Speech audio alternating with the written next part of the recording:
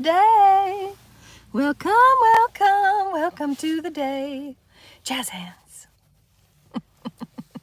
Welcome to the day, delighted ones. We are in the fifth dimension now. Clearly, if that's not obvious.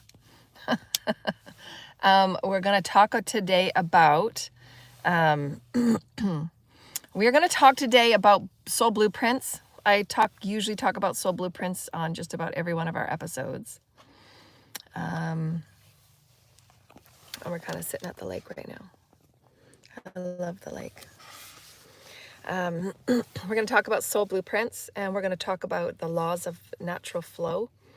There's a lot of laws that stem off from one another. It's like the trickle-down effect. And we do have our Ascension class that's coming up. Thank you, Spirit. Spirit! Usually when I'm alone by myself, I usually go like really crazy with Spirit. I like sing and I like rock out with them. I put the music up really loud and I rock out with them. So the little fairies and stuff come dancing all around me. And so where were we? That's my ferryman. That's my fairy. I have like, my focus time is really short because I'm a fairy. So blueprints and the natural laws, the laws of natural flow. That's how they told it to me. And so this is kind of like a channeled material. So we're going to be finding out more and more the realization of our natural alignment with who we are. The more that we're aligning with the natural essence of who we are within and without, and we're doing our as above, so below alignments. As we know that the things that we're seeing in our collective unfolding, you're going to see the correlation of what's aligned, what's not aligned. How you can allow yourself to call in what you want when you're in that aligned state. Obviously, you don't want to be doing manifestation when you're all scattered and not aligned. Always know too that your, as everybody knows, everything is the pulsation to reality creation. So anything that you're manifesting before you is from your vibrational pulsation. So you can be more of a commandment of what you're manifesting, which is what the awakening and the ascension process is all about. It is that constant minutia of the outer and the inner, and you're having to harmonize all of those different vibrational threads. And every bandwidth that we step into, kind of like Jacob's ladder, we do have to refine who we are within. Lots of throat clearing today. So my teams did say they're going to be doing recalibrations on me because there are some really big shifts that are coming up. And some of the shifts too we're going to talk about, thank you, Spirit. Some of the shifts that we're going to talk about as far as the laws of natural flow, understanding your soul blueprint. They're very, very complex, so we're going to try and keep one or two specific attributes and topics to the soul blueprint because we can go in an infinite number of directions with soul blueprints. Everybody's soul blueprint is different and unique based on their temperament, their timing, their pacing, as well as their DNA allocation and what is moving in and out in their own, because it is the law of one. Your choices affect the all, everybody's choices affect you. So it's always going to be an interplay of free will, because your soul blueprint is affected by other people's free will, right? So it's always good to maintain that what your story is, who you are, what's going on within you, and what you do exist within. That way you're always maintaining your story with source, your direction, your intention, your focus with source. That way you know that whatever you're emulating to your reality will be your manifestations, and then everybody gets to play in the joy of the reflections of your manifestations. Everybody within creation, because it is the law of one, they benefit as one changes, the all changes. So anybody's change of love and forgiveness and compassion and returning their soul fragments, returning to the integration of wholeness, returning to the integration of source, anybody that is doing the daily inner work, all of creation is forever changed. So everybody benefits from everybody moving up, if you will, moving out. That's why it's always very pivotal to understand that in the higher orders of law to every soul, you want the best for them and you want the best for yourself, because everybody benefits. Nobody benefits when people are staying in darkness. It just becomes a pit of cancer. So you want those people leaving you to go and explore and to be more and to be explorational, because it just affects you. You're not activated if they're staying in darkness with you. You know, it's going to continue that same dark evolutionary pattern, and everybody fails and everybody falls. So you need those people to break away from your circle. You need those people to break away from your tribe. every soul blueprint, you're going to be tested on new aspects of challenge. Every new cycle of spiral of thread, every new cycle of spiral of thread, your soul blueprint is kicked into action, if you will. And that action is again, it's so complex, and we're only giving it to you in bits and pieces that we can only do in a very short podcast. If you want to join our class on the 9th, we go into deeper aspects of it that do account for the physiological and biophysical aspects of who we are cellularly, and how that relates to the higher self and to the soul. Aspects that are bringing in greater function and cohabitation is what they're showing me, and greater recalibrations to those oversoul sheaths that come down and meet you as we're entering into 5D. So more and more and more, we will be seeing the correlation of the biophysical. And so our classes usually contain a little bit more of the biophysical, different aspects of whatever I'm being channeled. And of course, it's also what I'm excited to, because usually if I'm excited, my teams know that I put classes on. So they're preemptively downloading me what I need for those classes. Also, that's based on too what people don't know about our classes. We've said it before. All of our classes are cumulative. So if, again, you're listening to one of our classes here or these podcasts, when you go into a class, you're constantly and continually with your teams and with the greater good, with the systems of light that I deal with, Mother, Father, God, the grids, everything is interrelated. You're cumulating your own benevolence of your vessel, your Merkaba, your soul team, your pod. So everything is cumulative when you join in with the Christic bandwidth, because it's infinite, infinite exploration of codes and light of the Christ consciousness, which is the grids and the water body of all that is. So you're constantly being downloaded. Even if you go back and listen to one of our videos a year ago, last year, 5 years ago, that will be cumulative, because those codes will be adding on to what you've already cleared and added on. But we also do say that don't take on a lot of new learning if you're going through a dark night of the soul and a lot of dark releases. Don't put that much pressure on yourself. Always, as we said, what is your ascension cycle? You don't want to be taking on a lot of new things and going out to bars and partying when you're going through a dark night of the soul release. You want to honor the process of letting go. You want to honor the process of releasing soul fragments of density within you, and then harmonizing those soul fragments to come in and be harmonized. So there's always a constant letting go and reharmonizing, which is your ascension cycle. And if you start logging it over a month, you'll see when your dark nights of the soul releases are. That will allow you understanding as to how much light you are able to integrate and have a capacity to carry. Because it doesn't make a difference. We don't want anybody to get egoic about this, but as you can let go of things more easily and more quickly, your teams have a greater capacity to activate the codons within the DNA, or activate something within your field, or have a chakra release. Those are allowing that light to reach down into the chakras so that you can have that cleansed. And then your chakras are oscillating at a higher refined state and a pace. So that means all of that information that is held within your chakras, which is always also Christic, those chakra informations are also connected with the grids, with sacred land, with sacred tribal information. It's also connected with the omnipresence, which we're going to be talking about a lot more in our classes, because it's very, very integral to all that you're becoming as a fifth dimensional Christed being of light, or the light body is being more activated.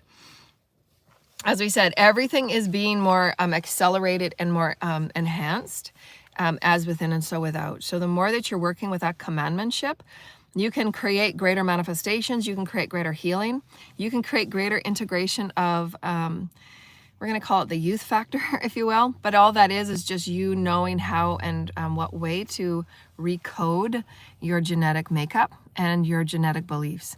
And we can, if you want to do a healing session with me, I call them the evening healing sessions, or youthing. They are just allowing you to see where your belief patterns and your blocks, based on what you've chosen to take on, based on your lineage and your ancestral experiences. And some of those are hereditary or ancestral so-called diseases, or things that you think you have to take on but you don't. It has to do with how we've believed ourselves to age, which we can take on but we don't have to. So all of those experiences you can choose to do, evening youth rituals and youth practices and trainments. It's very important in every day. They showed me this morning. It's getting more and more important every day. We set ourselves that new recognition that today is a new day. We get to amplify, enhance, and bring in new conditioning that is a higher vibration. And so really, as in every way that you can, give yourself these new cycles of becoming. Give yourself these new cycles of pretend and playtime is so, so important to recoding the cells, to recoding the patterns of youthfulness. Because you can't expect your body and your cells and your energy field to feel youthful, to feel healthy and being youthful if you're acting old, you know. And those are just words and terms we have, but, you know, we tend to really take on a lot of social imprints from everybody that we're around. That's why, as we said earlier, it's important that you break away from circles and tribes of, you know, old patterning, chaos, drama, gossiping, all that kind of stuff. They're low vibrational energies, because you need to activate yourself into higher vibrational environments and start really releasing those people that are, you know, negative and low vibrational, because it does affect your health. It affects how you stay youthful. It affects the vibration in the house and in the home. I did a few posts on my social page of YouTube this morning on how to clear and cleanse and release anything that is in your home that has been given to you by anybody that you've had a very challenging karmic past with, or that you know did dark practices or occult practices, the dark magic practices, and how to release those from your home and how to do a reciting of the release of the energy of the home with the object. And I've given you tips on that. So it's in my YouTube page on how to clear those items from your home, because they do continue to repeat cycles in your home. Even though you might have broken up with that person, you might have, you know, somewhat cleared the energy, but any item you have of that person in your home still vibrates that pattern of remembrance. So it's always good to once a week go through your house and clean and cleanse and open up your windows and just do a saging, just releasing the energies, putting on really high vibrational music, you know, drumming, you know, shamanic drumming sounds, bells, chimes, all of those things, and just being intentional to have the healing energies and the angels to come in and assist you in clearing your home. It's really important to maintaining a constant flow of good energy. You're the one that sets the chi, right? You can move the furniture around to just create a different flow of energy through your home. And just make sure that things around the door are kind of cleared off, because, you know, stagnancy around the door is really important. It's just a matter of, you know, clearing what you need to be cleared away from the windows and the doors, just making it really, and just, you know, really simplify your home, you know, really simplistic, you know, modern, you know, reducing what's the clutter in your house really helps clear out the energy. So I gave them some tips on how to release any items that have been charged negatively, occult, you know, black magic or negative voodoo or chanting over any objects. And then also once a month, just go around the doorway of your home, and the back door and the front door, as well as sliding glass doors, and just do a clearing and a cleansing. Just take, you know, the little hand fork, and I would just, you know, cull up the soil around your door, you know, put fresh plants in, little simple things that you can do around the door and around the soils, just to call in fresh energy, you know, seeding your soils around your door with fresh seeds when the seasons change. And there's lots of great things that you can do when you tap in and do your daily meditations as the seasons change. For those of you that are going to be activating, because I had this morning in my download, many of you will be activating your shamanic wisdoms. Your shamanic wisdoms for herbal medicines and for assisting with various oils and remedies for everyday things that we need, whether it's a nutrition, whether it's a healing product, or an ailment or an ointment. So, you know, you're going to be activating those, and those are parts of the gifts and the skills that are in the chakras. They're in the codons. They're in your fields that your teams and your ancestors are constantly working with you. Your teams and the universe in and of itself, part of your soul's blueprint, honoring what is contracted in your blueprint, is that, as we said, every new cycle of you know, collective ascension, of where you're at in your own personal evolution with God, as source creator, your teams know, because they're aspects of you just in higher vibrational dimensions, and they've been in physical form before, not in you know, specifically earth, if you will, because you're that physical version of them. They know what's coming on in this new spiral of now as to what is going to be activated. So in those activations of your soul blueprint, and again, I said, I can't stress this enough, these are topical attribute statements. The soul blueprint, that's why I suggest you having personal appointments with me with your team specifically, because then I tap into what systems of light teams you're right now currently working in, concurrent working with. The multiverse, especially the earth perspective right now, we're going to be more and more releasing ourselves of time and space. And therefore, your connection with the teams that you're working with are very fluid and they're very malleable. And you're meant to be using that now impression, as we've talked about, that now impression of who are you now, as you're working with your Ascension Blueprint, as you're working with your Ascension Path work. And I have all my 3 books that are online. You can get them at Barnes & Noble or Amazon. And in knowing that, then you're becoming aware of, okay, this is what I'm activating because I've had synchronicities, clues, symbols. My teams have been, sending me these tips and hints. I've been seeing this come up over and over and over again. So the more tapped in and engaged and entangled and participatory you are with your teams, and again, it goes back to the 2 very important attributes from here on out is connection. And your connection in relationship, your relationship with all that is, your relationship with God, your relationship with you, the relationship with your fields, the relationship with your solar plexus, with your chakras, with your higher self. All of those are your commandmentship. It's up to you. It's your responsibility. So the more in love and relationship honoring you are, that is what your soul is aching for you to realign with and reconnect with and return with. When you're returning back to Source Creator, you're allowing yourself to culminate new vibrational, multi-vibrational importances of your relationship. Because many people, what is going on right now, and we see it in the collective, we're going to continue to see it, is the culling out of energies that have really been challenged to clear out the 51%, whether that's not enough of that clearing out being done. Just natural, normal ways that people are shifting themselves out of, we call it physical reality, but there just might be continuing another physical reality in another version of dimension. So we have to understand what we thought, as we said before, is ascension. There's not always cut and dry. Just because someone leaves our physical experience doesn't mean they're leaving the whole physical experience. They might be on another vibrational earth. So there's just those aspects of you getting to know that any aspect of reality is infinite. It's up to that soul only and God to discern how karma is distributed, when it is distributed, and because again, you're connected with everybody's soul blueprint in your pod as well as the community, as well as all that is. So that's why the right use of free will and non-interference is so vital and for us to get. We need to get this law because we're going to talk about the natural, the universal law of natural flow, is how you're receiving the universal blessings and your manifestations from God in the natural flow. And it has to take practice because everything we've learned and we've been trained at is a lot of forcing, domination, and fear. And you're not in a flowing experience if you're in fear because your whole body is shut down. Why it is directly linked to the universal right use of free will and non-interference, because you're allowing the greater flow of just allowing God to take care of what needs to be taken care of or placed in front of everybody. Each person is responsible for knowing how they direct, intend, and use and focus energy. And what is before them is meant to be before them. That is why you're going to see many people that will be tapping in and out of what you call your physical reality, but they might just focus on something different in different ways. And so it's up to each person to, again, be very aware of what your soul's blueprint and your soul's codes are with you. Not everybody has the same soul's code, and anybody that tells you that doesn't know what they're talking about. There's a few things out there right now about souls, codes and the codes of life and all that kind of stuff.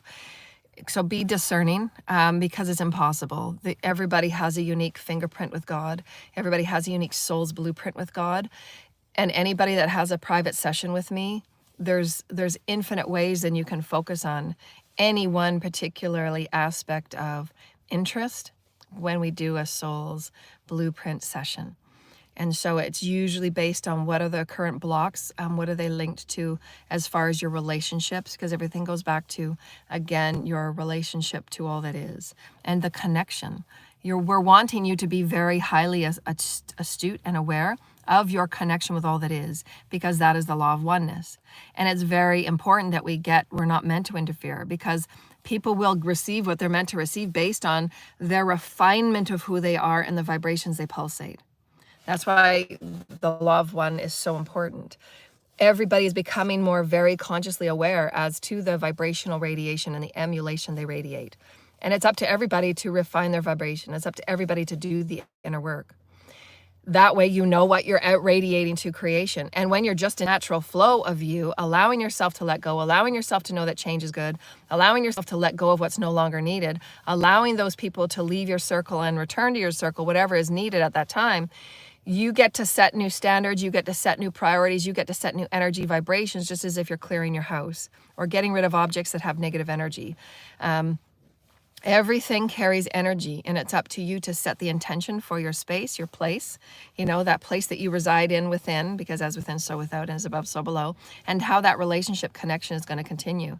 And that is the similitude, which is what flow is all about. And so if you want to write this down and just practice it for the week, the laws of natural flow, and they gave me 2 S words, and they are similitude and synergy. And similitude and synergy go back to, again, the connection and the relationship that you have with all life, trusting that unconditionally you're going to receive whatever it is you're putting out.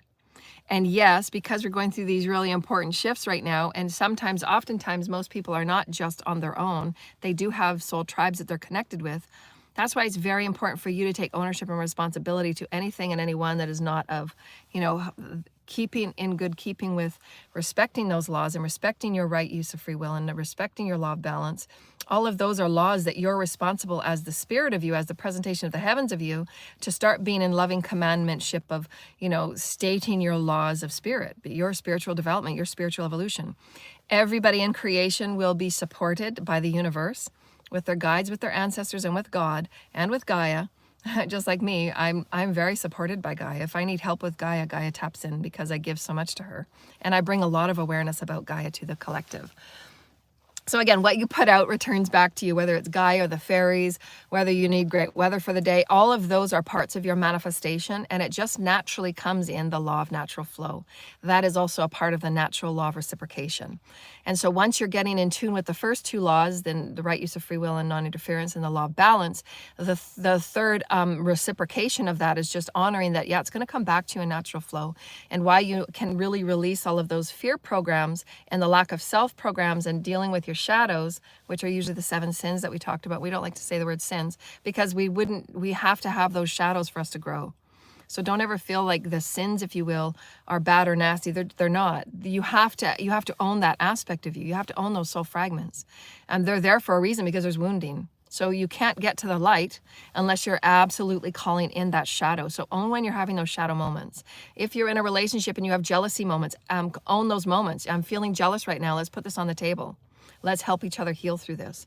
So those are things of just maturing and bringing yourself up to new maturity levels, of what you each are going through, and allowing you each to step into the divine feminine, divine masculine energies when you're working with those. And we can have, I have done, healing sessions with couples and groups before too, because you can focus on 1 or 2 things if it's a soul blueprint or if it's a healing relationships and healing families. I do those sessions too because I read the energy of the group collective. And so the law of natural flow is knowing that when you're aligned in who you are and you're walking about life with unconditional trust that you have aligned yourself and you're just allowing your higher self to guide you, you don't have to think about manifesting all the time. You shouldn't be, because you're wasting a lot of your natural life force energy. Your life force energy is just meant to attract things into you, and that is, which we've been shut off for so long, we've been erased from for so long, is the divine feminine energy, which is just the allowance to receive. And you have to be in that divine feminine balance of who you are, which is a natural everyday excursion that you're moving in that navigation of energies. Am I in my divine feminine, am I feeling balanced right now in my divine feminine masculine energies? You need absolute balance throughout your day and synergy for that relationship of not always being intense action. You can't always be in your divine masculine energy, which becomes very distorted, which we see in our collective right now. There's very few of the masculines that are sitting in divine feminine receivership for the healings that they need. And so it's really taking a really flipped perspective on your ability to manifest from here on out, because as I said, we're in 4D, entering 5D. Some of us are entering the first phase of 5D, and the return on the energies of those codes and that refinement of light, because you're going to refining yourself as within, so without, as you're spiraling in a newer refined bedding of codes, because you're asking for it and because it's there. The energy of the omnipresence is as higher refined daily as we are. We are the omnipresence affecting the omnipresence, and why your soul blueprint is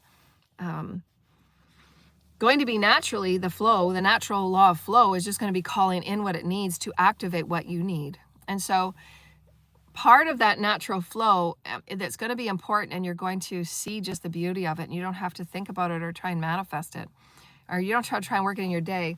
The only thing that you're going to have to be present about is that natural state of now impression, so that you can release what you think you're trying to force happen. And divine masculines are, really good at this, about forcing and making outcomes and fixing things. So masculines are going to have a really big task on their hands to begin healing and just allowing that greater trust in creational reality, that you're setting the vibration from within. Whatever needs to be presented before you is just your part of accepting and allowing and acknowledging it to be a part of your story. And then choosing a higher vibrational pattern of being, because you want to be able to be presenting that natural ambiance of synergy, right? You're going to have to accept those shadow energies, and it's not always comfortable because the ego says, no, I'm okay, I'm doing everything perfect. You want to be able to correct all the poor patterning that you were brought up with in social systems and schools, dogma, and your parents. A lot of parents, they only did the best they could. They weren't evolved. So we have to become higher and trained into the higher vibrational universal laws, because we're becoming higher vibrational Christic beings, which means that we're going to be more and more attuned and acutely aware, correlationally aware, that we are vibrational beings above and beyond first. And if we're not aligned vibrationally in every moment that we're moving through life, that natural flow will be very evident, because it's like you're pushing your head up against the wall, or things keep seeming to be blocked. If you have a lot of blockages, that natural law of flow is not there. So that means there's going to be karma that you have to pay attention to. If there's a lot of blockages, and if you're finding a lot of loss, those are karmic experiences where things are being backlogged and the lessons haven't been learned. So God and your teams and your spirit and will show you, where are you at in your ascension cycle? Are you hitting a lot of blocks? Are you hitting a lot of walls? And then sit down and do your daily ascension path work, which is our book number 2. And you can also book appointment sessions with me or join the monthly classes. I always suggest people, if you're devotional about your self-healing, if you're devotional about being on the 5th dimensional journey, as you're on the 5th dimensional journey, you get to choose for yourself how much alignment and attunement and practices do you want to have as part of your day to be in synergy with creation. The more synergistically aligned you are, the more in align you are with the relationship of all that is energy, you're going to have those natural experiences of being engaged and being participatory. I don't know chickabee. I don't know what that means. I don't know that word. So your relationship and the synergy is going to be really important. And that is just paying attention to how the universe just comes in natural flow. So you're going to be receiving whatever God is, whatever that is that you're pulsating, whatever you have pulsated, God wants to give that to you, especially those that have been on the path for a really long time, those that have been teachers and healers and really done a lot of work. We've been really doing a lot of density clearing for the collective. We've been doing a lot of presenting material to the collective that's never been presented before. We've really put a lot of transmutation into the collective. And we're seeing it right now because it's got that rubber band effect and it's going to be returning. That is just the natural law of flow. That is the natural law of reciprocation. So if you're honoring the first 2 laws and you're allowing yourself to be aligned with your higher self and your higher self only, there is no other guide that is better for you than your higher self. Your higher self is the perfect compass for your soul's blueprint. Nobody else has your blueprint. Nobody else knows your blueprint. Nobody else can swap your destiny with your blueprint. Your blueprint is shifting and changing. It's a living document that changes with you daily. Because you're the one that's taking ownership of, yes, I'm in natural flow. God's showing me what I need to see right now. My higher self is showing me what I need to see right now. There's blocks and there's things coming to me because I'm seeing what I need to see right now. I'm honoring it. I'm integrating it. That's the natural flow that I need to be in. Natural flow is just allowing yourself to know that you're always going to be a student. Nobody ever knows everything. They're never going to be gifted information or tapped into portals and pathways they're not meant to go into. They're not meant to see. It's not necessary for them to see. Thank you, Holy Spirit. Or things that are not necessary. One thing that they showed me about, this is what we want to talk about, the natural law of flow. Because we're shifting so, and we're going to talk about this in my class on the 9th, because we're shifting so dramatically, multidimensionally, biophysically and within our brain, prefrontal cortex, corpus callosum, and how we store information, shifting huge. And there's going to be a lot of people, because it's just how we've been conditioned to go to the doctor and think something wrong. It's okay that you do that. Be your best advocate. But those that have been doing a lot of ascension path work, and if you've been doing a lot of density clearing, you're going to be finding a lot of things change in your sensory systems, which they just showed me. Between now and spring, there's going to be a lot of changes for those that have been on the path for a while. Your recalibration of your sensory systems will be a part of this next ascension symptoms cycle, and will allow you to have greater response and synergy to the law of flow, natural flow. Again, you're just allowing yourself to sit in this more lush ambience of who you are as a multidimensional being, and your Merkaba and your energy fields and your chakras all being harmonious as one. That's why we teach you in our classes how to get used to working with your chakras, how to work with your fields and your bodies, and knowing that your multidimensional systems, as long as you're being a commander of it, even if you're not, there are some adjustments that are, yes, depending on your role and your participation in what the collective general agendas are. Those of us that are going to be leaders and teachers and out on the front lines, we're having a lot of changes and shifts every night. They're constantly working on me because I tap into, again, every soul blueprint is different. What I have the capacity to interface with is very particular, fine-tuned, collective level, global level, a multiverse level. So I need those refinements, I need those upgrades, those enhancements, and those conditioning shifts, recalibrations. All of that is what I need, because I work with that as a refined conduit. Not everybody will need those upgrades, right? Because they might choose to be a painter and a teacher in painting. So they might not need the energetic sensory shifts and upgrades and enhancements. This is why those laws of the universe and where we're going into 5D are so very important, because it's not up to anybody to play on anybody's timeline. It's not up to anybody to play on anybody's soul blueprint or destiny. It's not up to anybody to interfere, because there is so much that goes into one person's soul blueprint. So important. Like every person on all the years that I've been doing this, 16, and all the years that I've been taking private client appointments, I've never, ever, not even close to, ever had a call that has been kind of like the one before it. Never. You can't, because everybody is like a unique fingerprint. And this is where I love that, because I get to learn and grow so much. It's not the same. You don't say the same things you can't. Everybody's at different pacing. Everybody has activated different codons. Everybody's activated different Akashic healings for their lineage. Everybody takes on Akashic densities that they chose to clear for their family, right? And we brought up in our thing, and it goes back to our video before about, wills and estates and things like that, and how families get really strange and weird when it comes into money. And another good thing to keep in mind is that your relationship with setting your home's standard vibrational flow, your ambiance, your synergy, your law of relationship with your home, with your space, the relationship of those in your space, the relationship of you with your home. You have a relationship with your space. And if you don't, then get connected with it. It is one and one with the natural law of flow, the natural law of balance, the natural law of manifestation. You setting the tone for your space is vital. And in that, be okay to bring up conversations about, allowing the energies in the rooms to be cleared and cleansed, and to talk about it.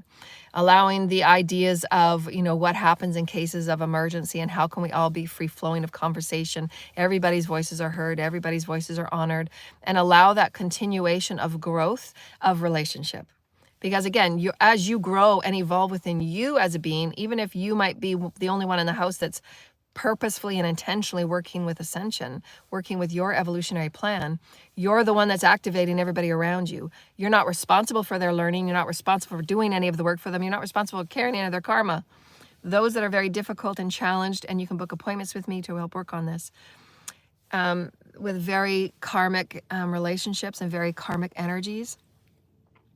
How to navigate so that you're setting very firm boundaries and not taking on those that project their karma onto you and project their energies of woundings onto you, because they don't want to play in it.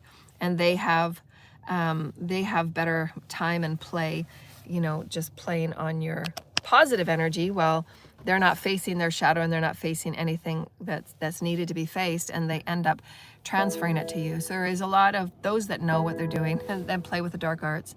Those that you have constant karma, you know, discussions with all the time, those have to be cut in the, you know, sever those cords and really, really return those energies back and responsibilities back. And then do a clearing I show you at the end of the night, so that you're clearing and cleansing and releasing all burdens to anything back to those that sent it to you and back to those where it belongs. Because there are those that just practice at playing, sending, and you taking on their stuff, and you're not meant to. There was a lot in my past 8 or 10 years that people had intentionally and maliciously sent me because they knew what they were doing. They were trying to send me and dump, energy dump and wound dump and you know, fate and karma dump on me. And I was carrying so much that God and my teams and the ancestors, as of the last couple of years, have been doing so much clearing out and cleansing and returning all of those energies and those codes and imprints and curses, whatever was sent to me to take off their backs and burdens, they're all being sent back to every single person that sent them to me. Because there's no way that I could have cleared all of it, because I don't see the minute stuff that was done on every level, because God didn't want to show that to me. There's only so much I can process.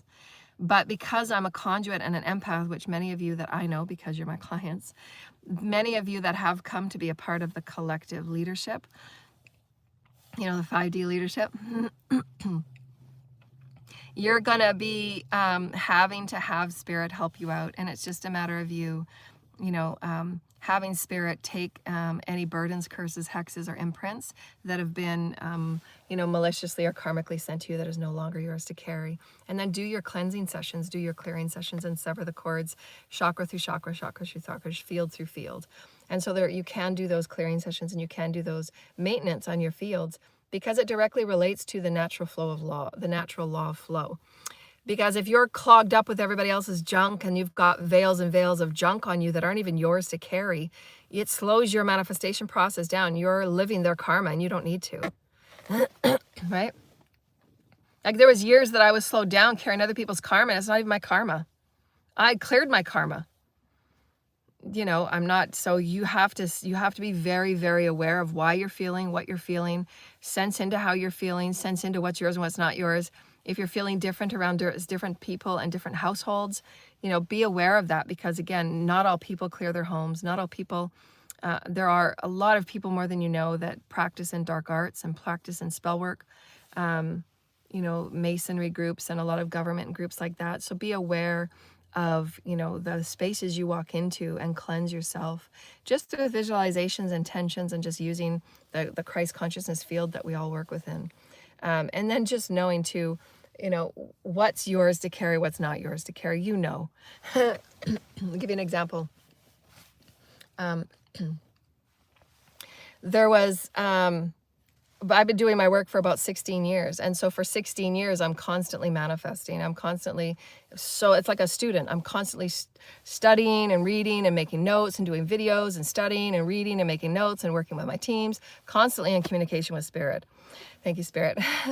And in that, you're constantly doing that cleansing, because as you're calling spirit in and working with spirit, you're naturally having that natural law of flow just be a part of who you are.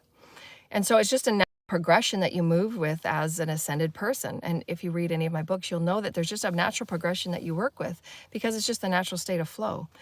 You're clearing away all of those old densities as you're working with new aspects of who you are. So there is obviously going to be, just in reciprocation, just in the natural laws of the universe, and if you understand creational reality, you're going to be receiving, because not everybody goes into a state of poverty and not receiving for a year or 2 or 3 or 4 or 5 years at a time. That's ridiculous. You know, because I'm a teacher of these things, I had to go through a lot of things first. And unfortunately, I had to spend a lot of time not receiving anything, because, you know, it had me really wake up to what the hell. There was a lot of people that were playing in my field and playing suppressions on me, blocking and putting all of that weight on me in groups and groups and groups. And the teams had finally said enough is enough. I've done my clearing.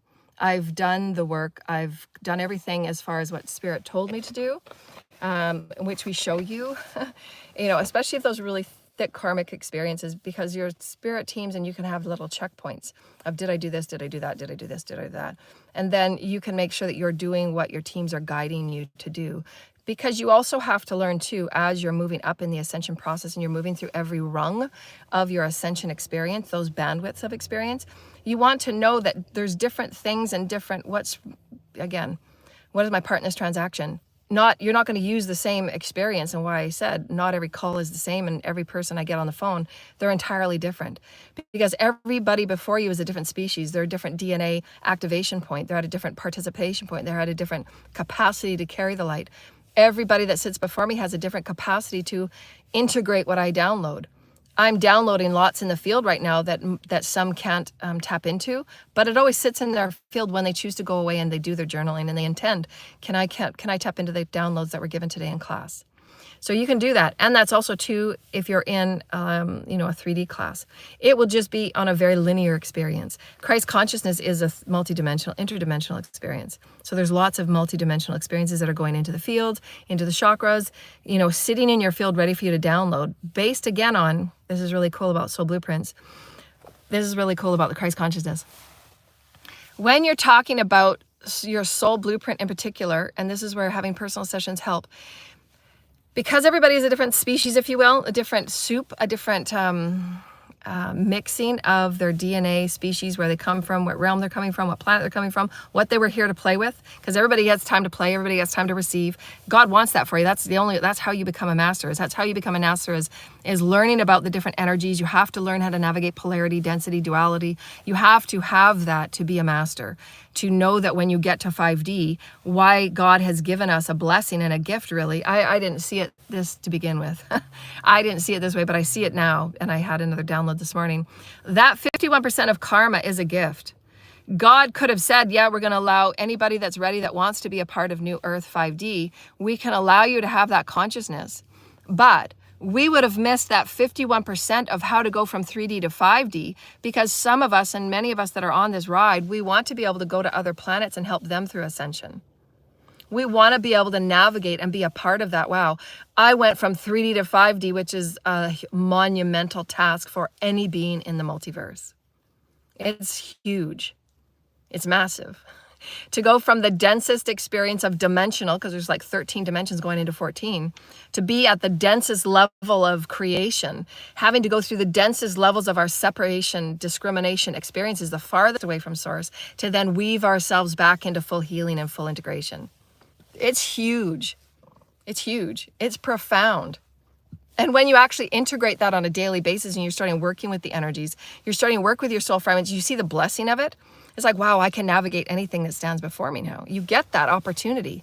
And it's really a blessing, because you're going to be one of the ones in the multiverse, if you will. Thank you, Holy Spirit. When we do reach 5D, you're going to be going on galactic trips and celestial trips, interdimensional trips, where you do get to fly off and go to other planets that are needing help with 5D integration. So I'm going to be a 5D integration ambassador. I'm doing so much teaching and integrating because it's my passion. It's my soul's blueprint, right? I'm coded with the expression, the creativity to express. That's part of my 3 E's. I know who I am. I know why I'm excited to be here. I know what I offer humanity. I know all the gifts that I have. And that's going to be, I'm practicing right now for greater expansiveness to offer other planets that are also going through 5D integration down the road. So those of you that have been teachers, healers, and ambassadors, if you will, for Gaia, for nature, for ecology, they showed me last time, and again, why our classes are cumulative. You're going to be a part of helping other planets understand and integrate the importance of the biosphere and how it helps heal and helps manifest higher sensory communications as spirit, because there's so much communication with spirit as Gaia. And that natural, and again, it's about that natural, the unnatural law of flow, right? Because you have to be able to trust the universe. Yeah, I'm doing my work. I'm just falling in love with every day. Whatever comes up, I know I got to integrate, right? And you do your journaling at lunchtime in the lunchroom, or you do your journaling at night. Set your intentions at the beginning of the day. You're just moving differently, right? You're clearing your house, just like brushing your teeth. You're going to look after your fields and your bodies differently. You're going to tune into what feels good, what doesn't feel good. You're going to tune into what can you refine and what can you just really let go of. And we're going to go back to that one important thing, because when you're knowing that everybody around you in your circle, everybody around you in your circle, right? When they're going through their ascension and they're letting go of their releases and they're letting go of their densities, they're also calling in greater light. So they're now operating at a new aspect of light, and so are you. So when you go through your expansion and contraction, you're calling in greater light, you're calling in greater refinement, and you're now being that greater refinement. That's why it's called, when you're in synergy, when you're in participation, when you're in relationship, you get to become those greater codes of light. That's why we said, when you're working with the idea of, you're in just as much relationship of your shadow, you have to be, because it's all the infinity. Whatever that shadow energy is, whether it's jealousy, envy, gluttony, greed, impatience, whatever it might be, there's infinite ways that we trigger our shadow. Anything before you is helping you integrate who you are as the all of source. That's the intention, is to return to source.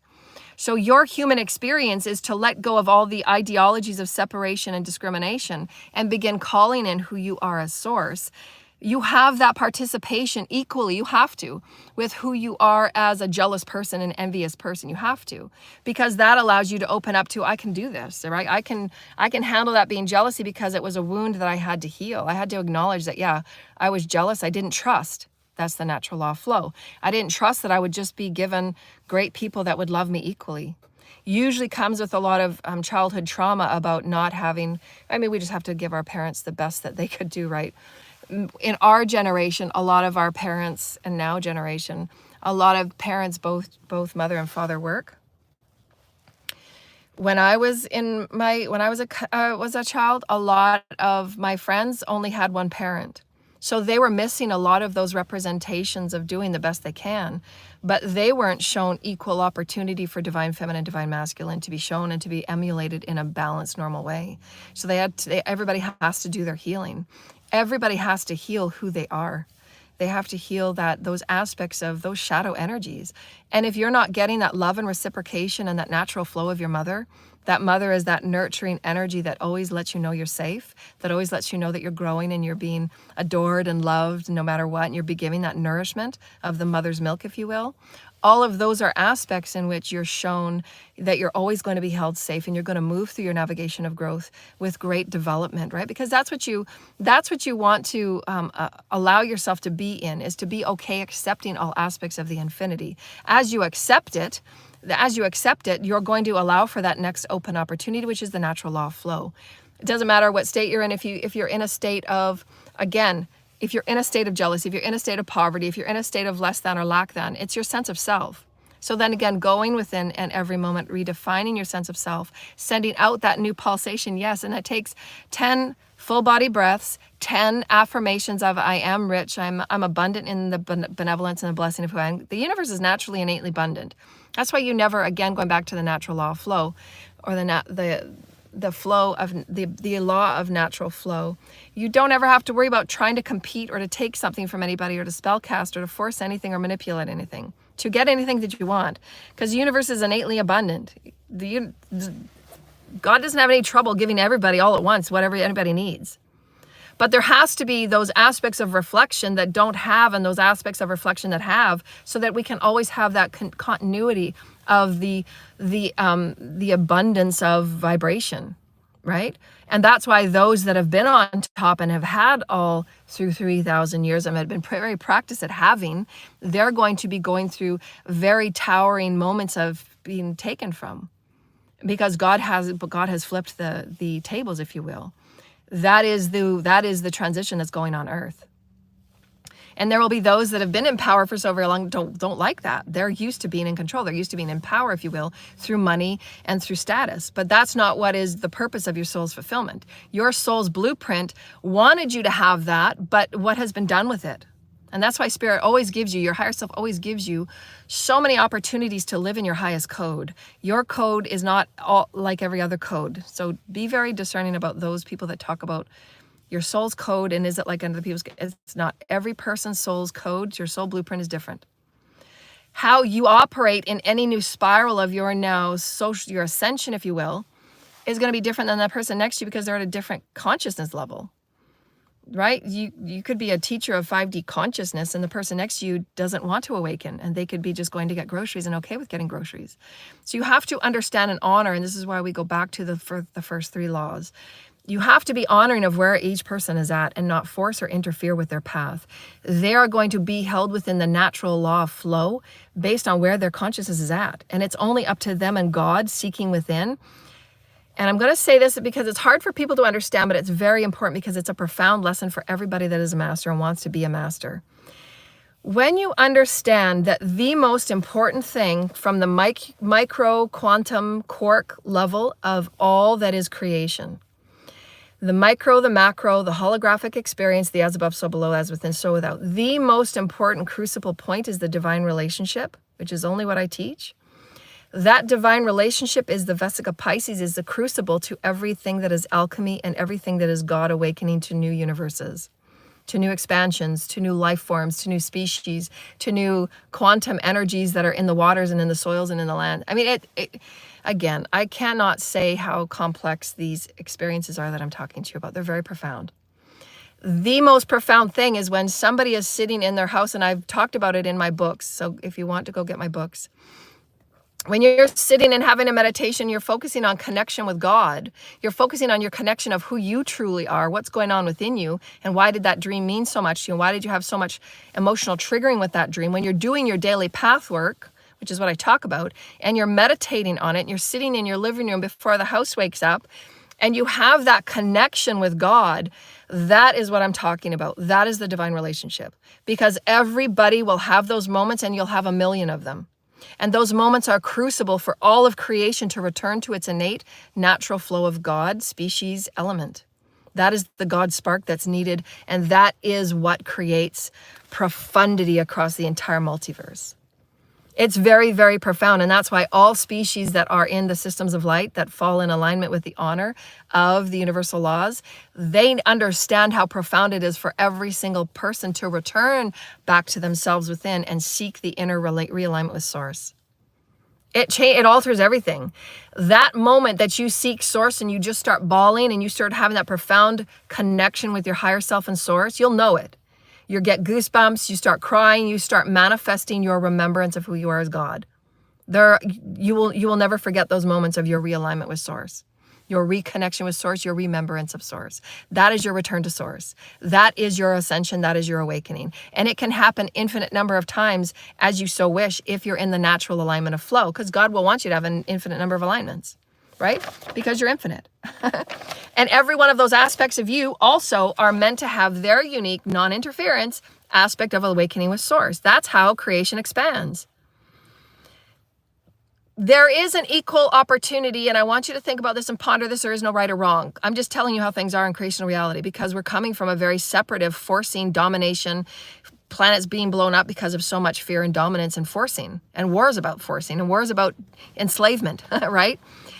There is an equal opportunity to learn about forcing somebody to wake up than just allowing them to go within and seek who they are with God through gentle meditation and the intention, the purity of intention of aligning all of your multidimensional bodies, heart, mind, body, and soul, and connecting with your own relationship with you. Remember, it's all about relationship and connection. In your harmonizing and in your natural flow to be more of you, your full integration, you're the one. And this is why when anybody approaches me and they have those energies and attitudes of how dare you don't deserve that, nobody understands the level of devotion that takes. To be self-actualized and to be on the path of ascension and to devote yourself to working up whatever spiral you're on, and don't get lost in the numbers or the percentages or the vibrational threads, it doesn't matter. But for you to sit in meditation morning after morning after morning after morning, even though you might think that things aren't working, things aren't aligning, and you're thinking that things aren't happening, and all of a sudden you just let go into the natural order and the law of flow, and all of a sudden you have that remembrance with source, and everything within you becomes aligned. You'll never forget it. You become a different person from that point on. You have remembered yourself as source. Those moments of spark, those sparkings of the God seed cell, that is alchemy. That is what sparks the very densest of those densities that could be anywhere in your multidimensional bodies and within everybody's soul blueprint. It's always unique. whatever is needed to be activated through that embracing of God again, that return back to God again, that is your remembrance. Yes, God is always with me. Thank you, God. That is your remembrance that God is all things. God is you. God has let you to remember. God has allowed you because you chose that. You got in the elevator and you pushed the button. And you will never forget those motions. You'll never forget that. And you go back to that over and over again. And that's that devotion of yourself, of self-love. That's why God blesses you with every time that you return that love and that care back to you, that commandmentship back to you. That's all that matters. That's sovereignty. That's when you reclaim that power and bring it back to you. You're not going to worry and send it out, try to force things to happen, try to take it from people, try to do spell, and all those things that are outer. That doesn't do anything but just build up a whole bunch of karma because you're abusing the laws and you're wasting a whole bunch of time and energy and money. You don't need to. Just return all that back within and sit and be in oneness and your relationship and your connection with you, with your higher self, with God. Those are biophysical experiences. Those are alchemic experiences, and they change you forever. All of creation ripples out and the butterfly effect occurs. So in all of those moments, that is you meeting source. That is you and meeting God. Your higher self says, yes, she's clicked in, she's tuned on. She's allowed us enough source light, enough crystic codes of breath. That breath is your alignment. So full body breaths, and just practice breath. Paying attention to breath is all you really need.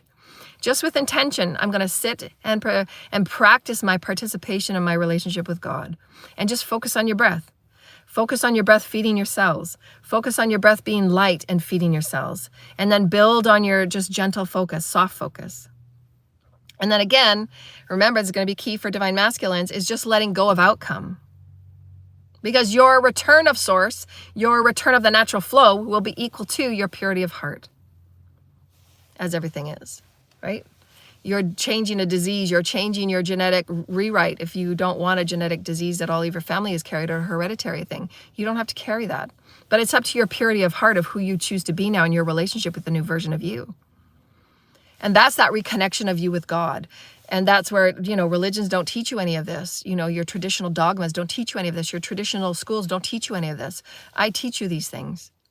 So my teachings are very, very important for you to reconnect with that profundity of who you are.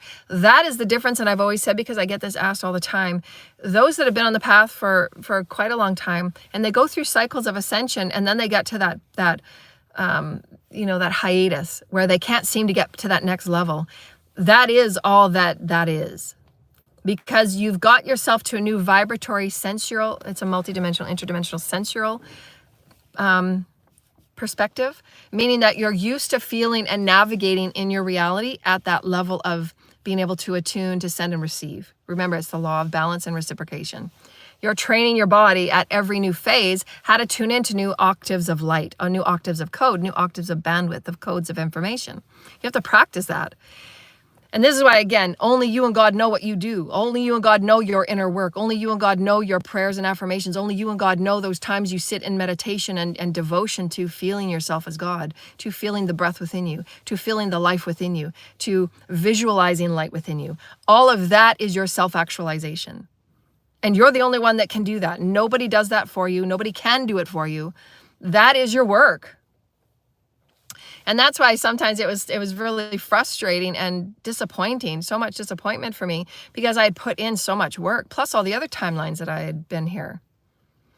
And it's time for me to receive. Like, if I'm putting so much work into my platforms, I'm putting so much work into promotions, I'm putting so much work, there's no way that I shouldn't have received nothing, not even a penny for 8 years, 10 years. There's something wrong there.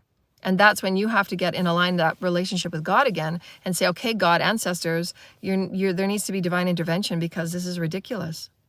There's things going on that are not, that I've done all the right things. I've done, vibrationally, what is my part in the transaction? I've done the legal, I've done the medical, I've done all of those things to do my part. I keep getting in the elevator and pressing the button, and there is no return. So this is where divine intervention comes in, because you're meant to, again, be that little spark of light that you do in your devotion. You're that for that pod. And if you're not being what you need to be in your destiny, in your soul's blueprint, you're holding back the entire collective. And this is what those people that were on my path in the discrimination case that was my life, they had no idea the delays that were done to the entire collective on the timelines. They don't consider, because they don't have any clue about soul blueprints. They don't have any clue about why everybody has a destiny. They don't have any clue about, They're codons that are releasing gifts and skills and talents that are meant to be worked on. They're meant to be practiced. They're meant to be a part of that natural law of flow. And so you're gonna find that just setting more of a relaxed softening, and just know that the laws support you if you're working within the laws. Again, you're not going to be supported, you're not going to be protected if you're not going to be, honoring the laws. If you're doing spell work on people and you're interfering with people's lives and you're not allowing yourself to be loved and positive, you can't expect that to come back to you. It's just not in the equation. The equations aren't there. So just understanding creational laws, understanding universal laws, from here on out, you're going to see a lot of things shift in our collective that have been really, really abhorrently abusing laws. And nobody will be missed. It doesn't matter how high ranking they think they are. Everybody's going to be seeing, we're going to be seeing things really fall apart, be pulled out. It has to, because the bedding, it's not fault to anybody. Just they're returning their karma. Their karma has to be seen. And the bedding is just returning it really quickly. It's like, playing, tennis against a wall. That ambiance return, that omnipresent return is that bounce back of that ball. And the oscillation is faster now. That light that it's coming back to is quicker. So yes, everything that's being put out is being shown to you, and why your daily alignment is so important, and your relationship with you, your co-relationship with you, and you sussing out what is before me and why.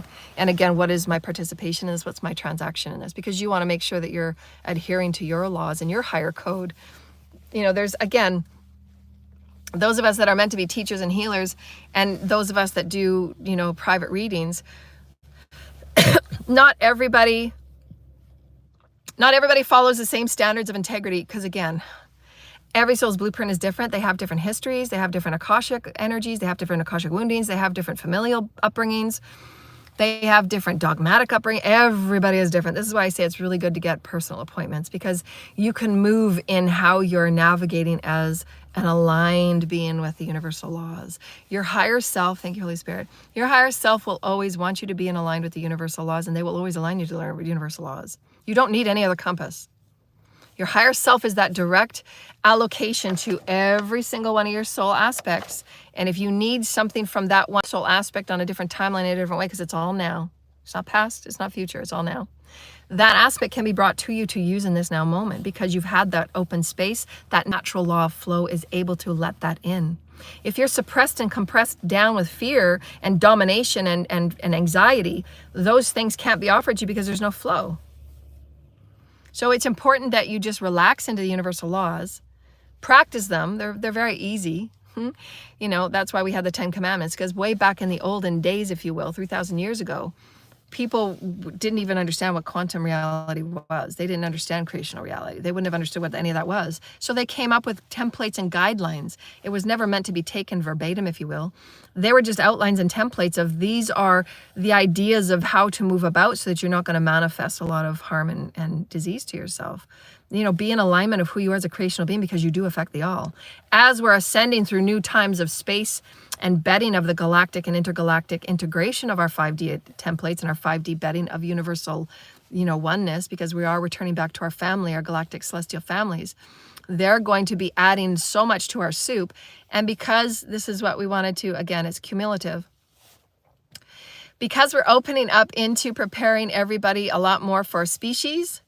And just again, we talked about in our last class about omnipresence, just seeing everything as an omnipresence.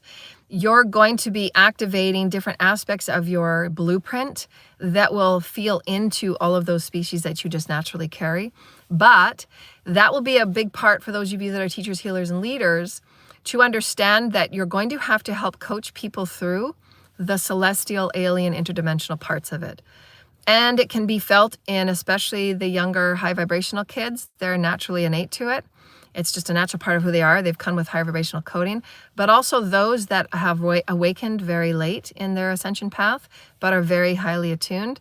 Like, again, those that work with a lot of insectoids. So that's why the insectoids came through last time, to say if you wanted to start working with them and channeling them. Just to give you an example, as they're showing me. So if you go for like a walk in nature, and all of a sudden you have an anxiety, and you have, you need to sit down and just process the energy that got activated while you're in your walk. those are in and of itself interdimensional celestial activations. So I'm just getting my galactic third eye have an activation right now. So you have 2 third eyes. You have your galactic third eye, which is right at the hairline here, right in the middle. I've got a little hair lick here. It's like a little cowlick, I think. My mom used to call them cowlicks. I don't know why. And then you have your third eye, which is here. That's just for your earthly experience. And then your galactic third eye, which is here. So as we're talking about all of those experiences in nature, the biosphere activations, your celestial teams open that for you in those nature walks, because the biosphere really helps activate your alien experiences. You have to have those alien, celestial, interdimensional experiences to become more integrative, because you're integrating. Everything is integrative. Everything is integrative. Everything's inclusive. You want to start calling in those strange and weird and awkward moments.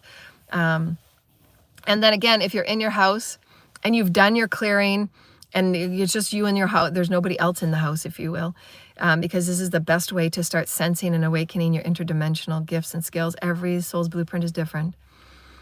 And just sit there and just have your palms open and be aligned. You know, we want to align yourself first. Always align yourself first before you start working with interdimensional energies, celestial energies, alien energies. And then just ask for, if you've had, say, an activation like that and it's kind of freaked you out, do your journaling and then sit in breath and just wait for responses, because your teams are constantly working on you when you have those refinements, recalibrations.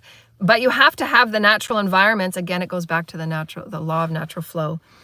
You have to be out behaving higher vibrationally. It's not going to, most often than not, I'm not saying it's not, because I've had them in offices as well. You're going to get them out in nature more than you will sitting in an office or sitting in a bus station. I get them because I read people's fields and I'm a conduit to help transmute darkness and density in people's fields. And so my fields activate them. So I feel it and I transmute it for them. If and when I choose. I don't have to, but I do. But more often than not, you're going to get those activations in nature, because that is the alien species. And there's a lot of biosphere energies that are being upgraded right now for those of our fields and our multidimensional bodies that need those activations to expand and contract within. They also help you remember. So just so that everybody knows, I know that those of you that have been listening for a while, those of you already know. When you're getting when we say a download or an activation, they're different things. You'll know an activation is because normally it will bring up fear. An activation is something that's been like those cogs in the wheel. It's been clicked into place because you've had an activation, either somebody of high vibration standing in front of you, somebody that is of another species that you needed that activation. For instance, when my Syrian being that came to help me when I passed out, I needed that Syrian's activation, and that Syrian gave me those codes and those downloads to reactivate me. Just because of where my DNA was at that time, where my soul blueprint was at the time.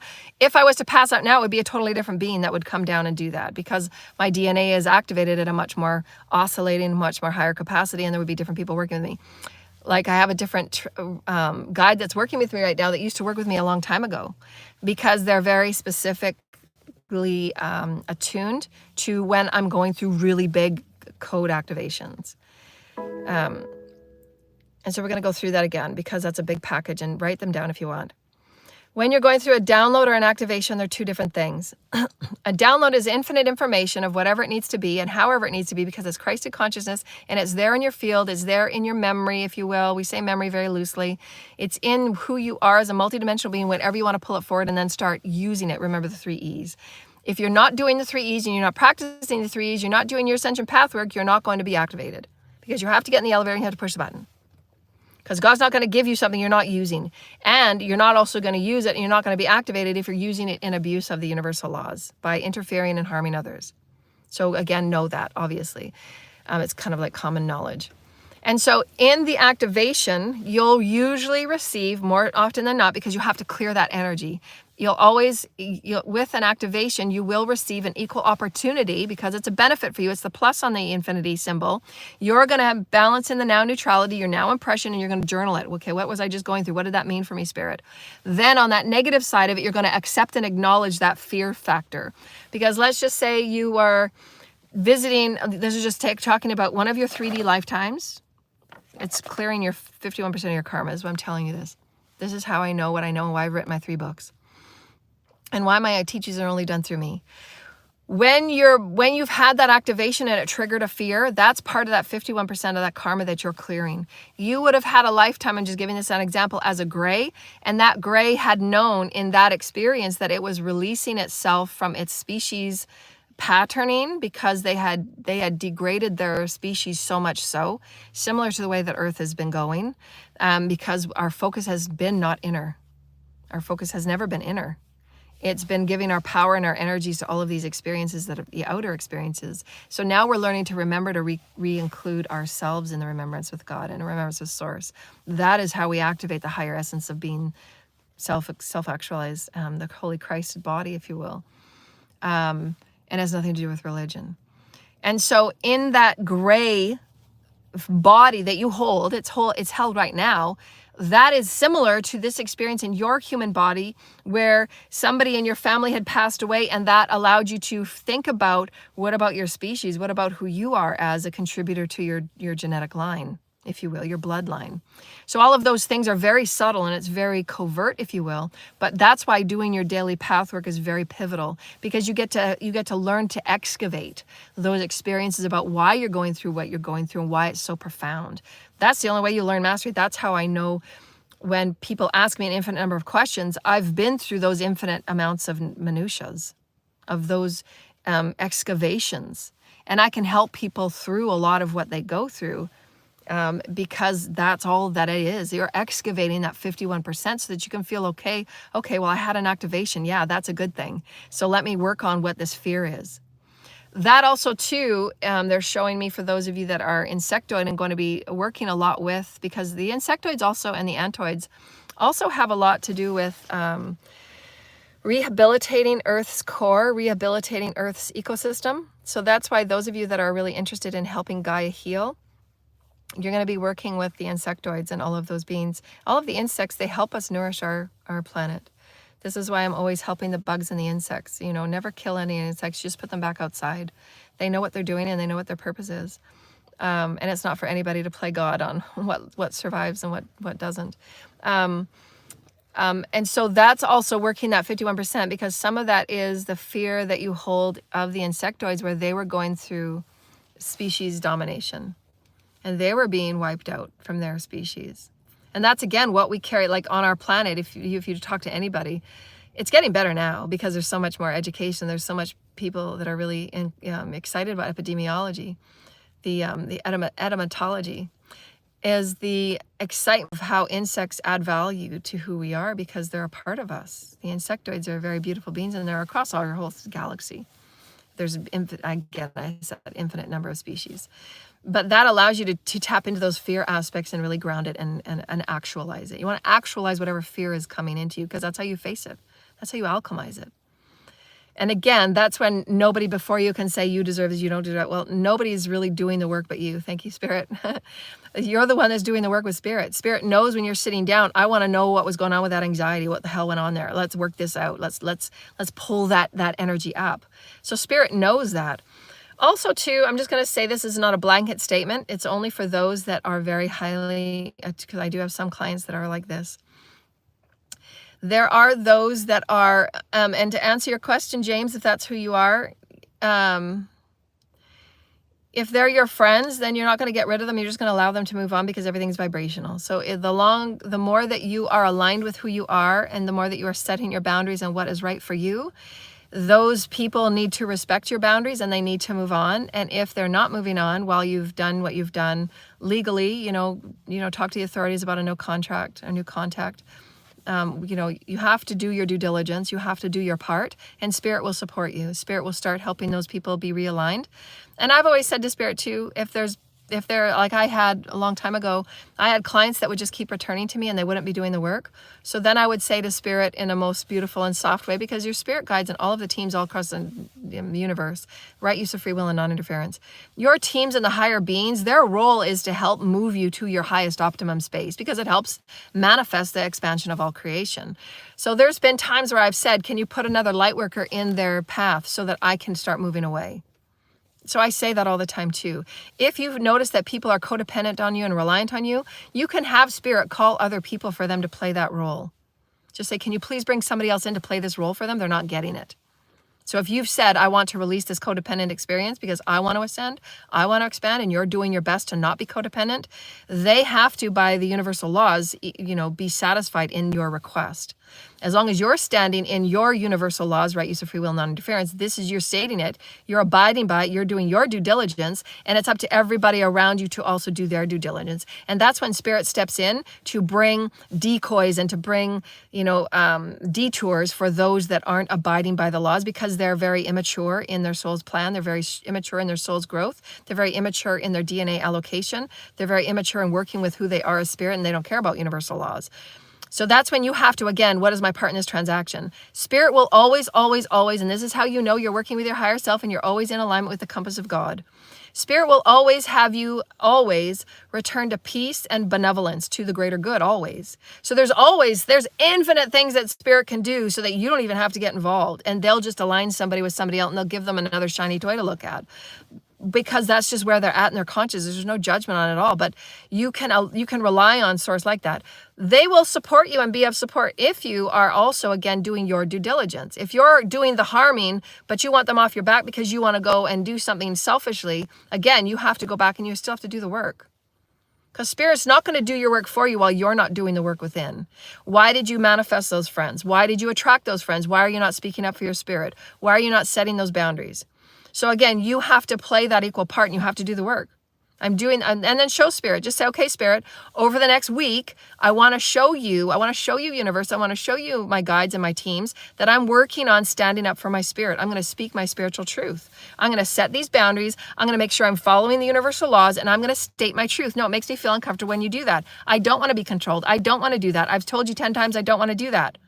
I'm setting the boundaries physically, mentally, emotionally, and spiritually, energetically. And you're keeping in alignment with your rules of engagement. You have to have set rules of engagement, those that are constantly abusing you. Constantly abusing your energy, constantly abusing your time, manipulating your energy, manipulating your resources, manipulating your mental stability, and especially with the elderly. I've coached elderly on this. You have to have a set of rules of engagement so that your spirit and your soul is being honored, and you're speaking of truth of who you are as a Christed conscious as being.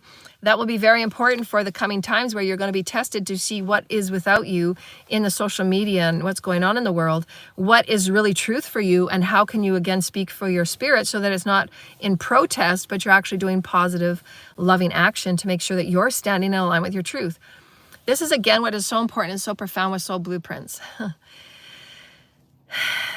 In any one pod, as long as everybody is within their right use of free will and they're following their highest and their best, that is enough to make profound, profound actions of change on the planet, even in groups of 10 or 20 or 100. That's how profound the omnipresent is because again, it's love begets love, light begets light. If you're in that purity of intent to work with light, it's going to work with you tenfold. That's why people are experiencing karma right now, because it's tenfold now. People have been warned for years now, and they weren't believing it. They weren't believing in this whole thing named God and creational reality and energies and all that kind of stuff. No, it is very real. It's been taught about for eons, except it's been very suppressed for eons. The divine feminine's been suppressed for eons. And all of these things are natural occurring experiences in the order of equation. It's quantum equations. It's the quantum science of God. You're the God. You're the you seeing you. So what are you experiencing now? What is your equation now? Are you in a fear equation? Are you in an abundance equation? Are you in the natural law of flow? Are you a being of synergy to what is creation? Are you being that Vesica Pisces, which is the synergy? If you're in synergy, anything can happen and let God surprise you. That's the miracle of God. As God always says, what is your part in the transaction? That is the synergy equation. That's the portal. What's my part in this transaction, God? And let God be the miracle worker of whatever is going to be the outcome. Never force an outcome. Because that's right use of free will, non-interference. You're absolutely crossing yourself off of anything positive happening to you. That's why, again, crime, violence, everything that we've ever thought is out there, stealing, thieving, spell work, all that domination BS is not necessary. It's not needed. Because there's so much more power in the light. If you use that light and that light begets light, you're going to manifest light, and it's going to come like that tenfold. So you have to set that equation for yourself and those rules of engagement. No, I choose to see myself as a higher vibrating being. That's my equation right now. Those are my rules of engagement. And these are my new standards now. These are the steps that I'm going to take. And you're going to have that conversation. Again, they're not comfortable, but that shows that you're mature. You're growing up spiritually. Sit down at the table and say, I'm going through ascension. I want to start devoting to my spiritual becoming, my spiritual practice, my spiritual ascension, my evolution of who I am as spirit, because you know that it's going to benefit everybody involved. And if they respect you, and this is how you also know too, those to let go of and those to keep along with you are those that support you on the journey. And they support you in a genuine and authentic way. And you're going to know those people that say things and their actions say totally different, which is what I experienced for many, many years. And it was very sad and unnecessary because it broke up the entire family. You know, again, words mean nothing. Energy is everything. So somebody can say all the nice fancy things and they can talk ascension all they want, but what's going on inside of them is they're getting information so they can take you off your course and derail you. They're asking you questions about ascension because they want to stop you when you're ready to receive. They want to stop you when you're ready to, get your hand out and ready to be blessed. And again, you have to work with your teams and have a really good relationship with your teams because God will make sure that it's not up to anybody. Nobody in this universe has authority over what you're here to receive and what you're not receiving. Who the hell is anybody? And God will make sure that there's legions and legions that are going to distract, detour, give karma, whatever needs to be done so that you're able to receive. Who is it to anybody that says you can't receive or be seen or be known or be your best version of you? Because again, the soul blueprints are so profound. Your soul blueprint adds to that butterfly effect and that ripple throughout all creation. So if you're not living in your authenticity and you're not setting those rules of engagement, you're not setting that rule of importance for who you are as a spirit, those around you are saying, well, you're being really wishy-washy with your spirit. So you're talking a good talk, but you're not following it. And that's where leaders now, you're seeing those leaders that are just not leaders. They don't care about the greater good of humanity. They don't care. They've never talked about healing their sacred people. I can guarantee you how many of the leaders have ever been to a sacred land and prayed and sat in meditation and felt the energy of Gaia's sacred energy. These people probably don't even know what sacred land is. They might have studied in a class in university, but they don't have any tangible, visceral source experience that what I told you earlier about that meditation experience. And if they do, why can't they be talking about it with their people? No, take advantage of the land. That's how we heal. That's how we reconnect with relationship again. That's how we're healing our peoples. You don't have to worry about building big, huge walls. As I said in the social feed this morning, there's Texas was just putting up this huge, I don't know how big it was, 40-foot metal iron wall to block out, the foreign people that were coming into their state. And they're the first state that is now putting up these walls for immigrants, illegal immigrants. And I said, you can't resolve a low vibrational issue if you think it's an issue from a low vibrational place. That wall, that energy of that wall is dictating to the entire globe that you're standing firm in your separation and your discrimination. That's what that wall is saying vibrationally. And you're going to be affected by that. That state in putting up that wall there vibrationally has just shut off the economic fortitude that state can have. Spirit is speaking through me right now. We're entering 4 or 5D here, divine ones, spirited ones, divine humans. Protesting isn't going to do anything about it. You have to see things from the highest perspective of the vibration that it's showing you. As soon as I saw that wall, I had a download. That state is setting itself up for financial ruin, and it will be seen, and it will fail, and it will fall. I'm calling it. They will have reduced sales and negotiations of trade back and forth. Doesn't matter where it's from. If they think that they're putting that wall up to keep out oneness, to keep out who we are as a species, and these are the higher vibrational experiences that we all have to face and we all have to own. It doesn't matter whether they're from Mexico or Belize. We are people of one, and we have to get over our attitudes and our arrogance. That state will absolutely call itself into financial ruin because its intention was to put up that discrimination so it can maintain its financial acuity. It didn't create any of that in unity and oneness and seeing how you can work with the people so that everything is a fair trade. Again, haves and have-nots. Havesing, having more, and havesing more, and havesing more, and havesing more. No, absolutely, everything's going to go backwards. I guarantee it. Calling it right now. Write it out, put it on your calendar, and see how long it takes. Calling judgment. We cannot get by in a 5D earth if we're putting up boundaries and borders and high walls that say we're going to keep our vibration in. You can't come and be with us. We're going to maintain and protection on our finances. What in essence is the arms race? What in essence happened in Maui? What was the vibration? This is where I want you to practice being 5D. I'm showing you tips and techniques to practice the stories of vibration and what's going on out there. Why? Somebody put it in the comments. Why is it important for you to discern into the vibrational stories?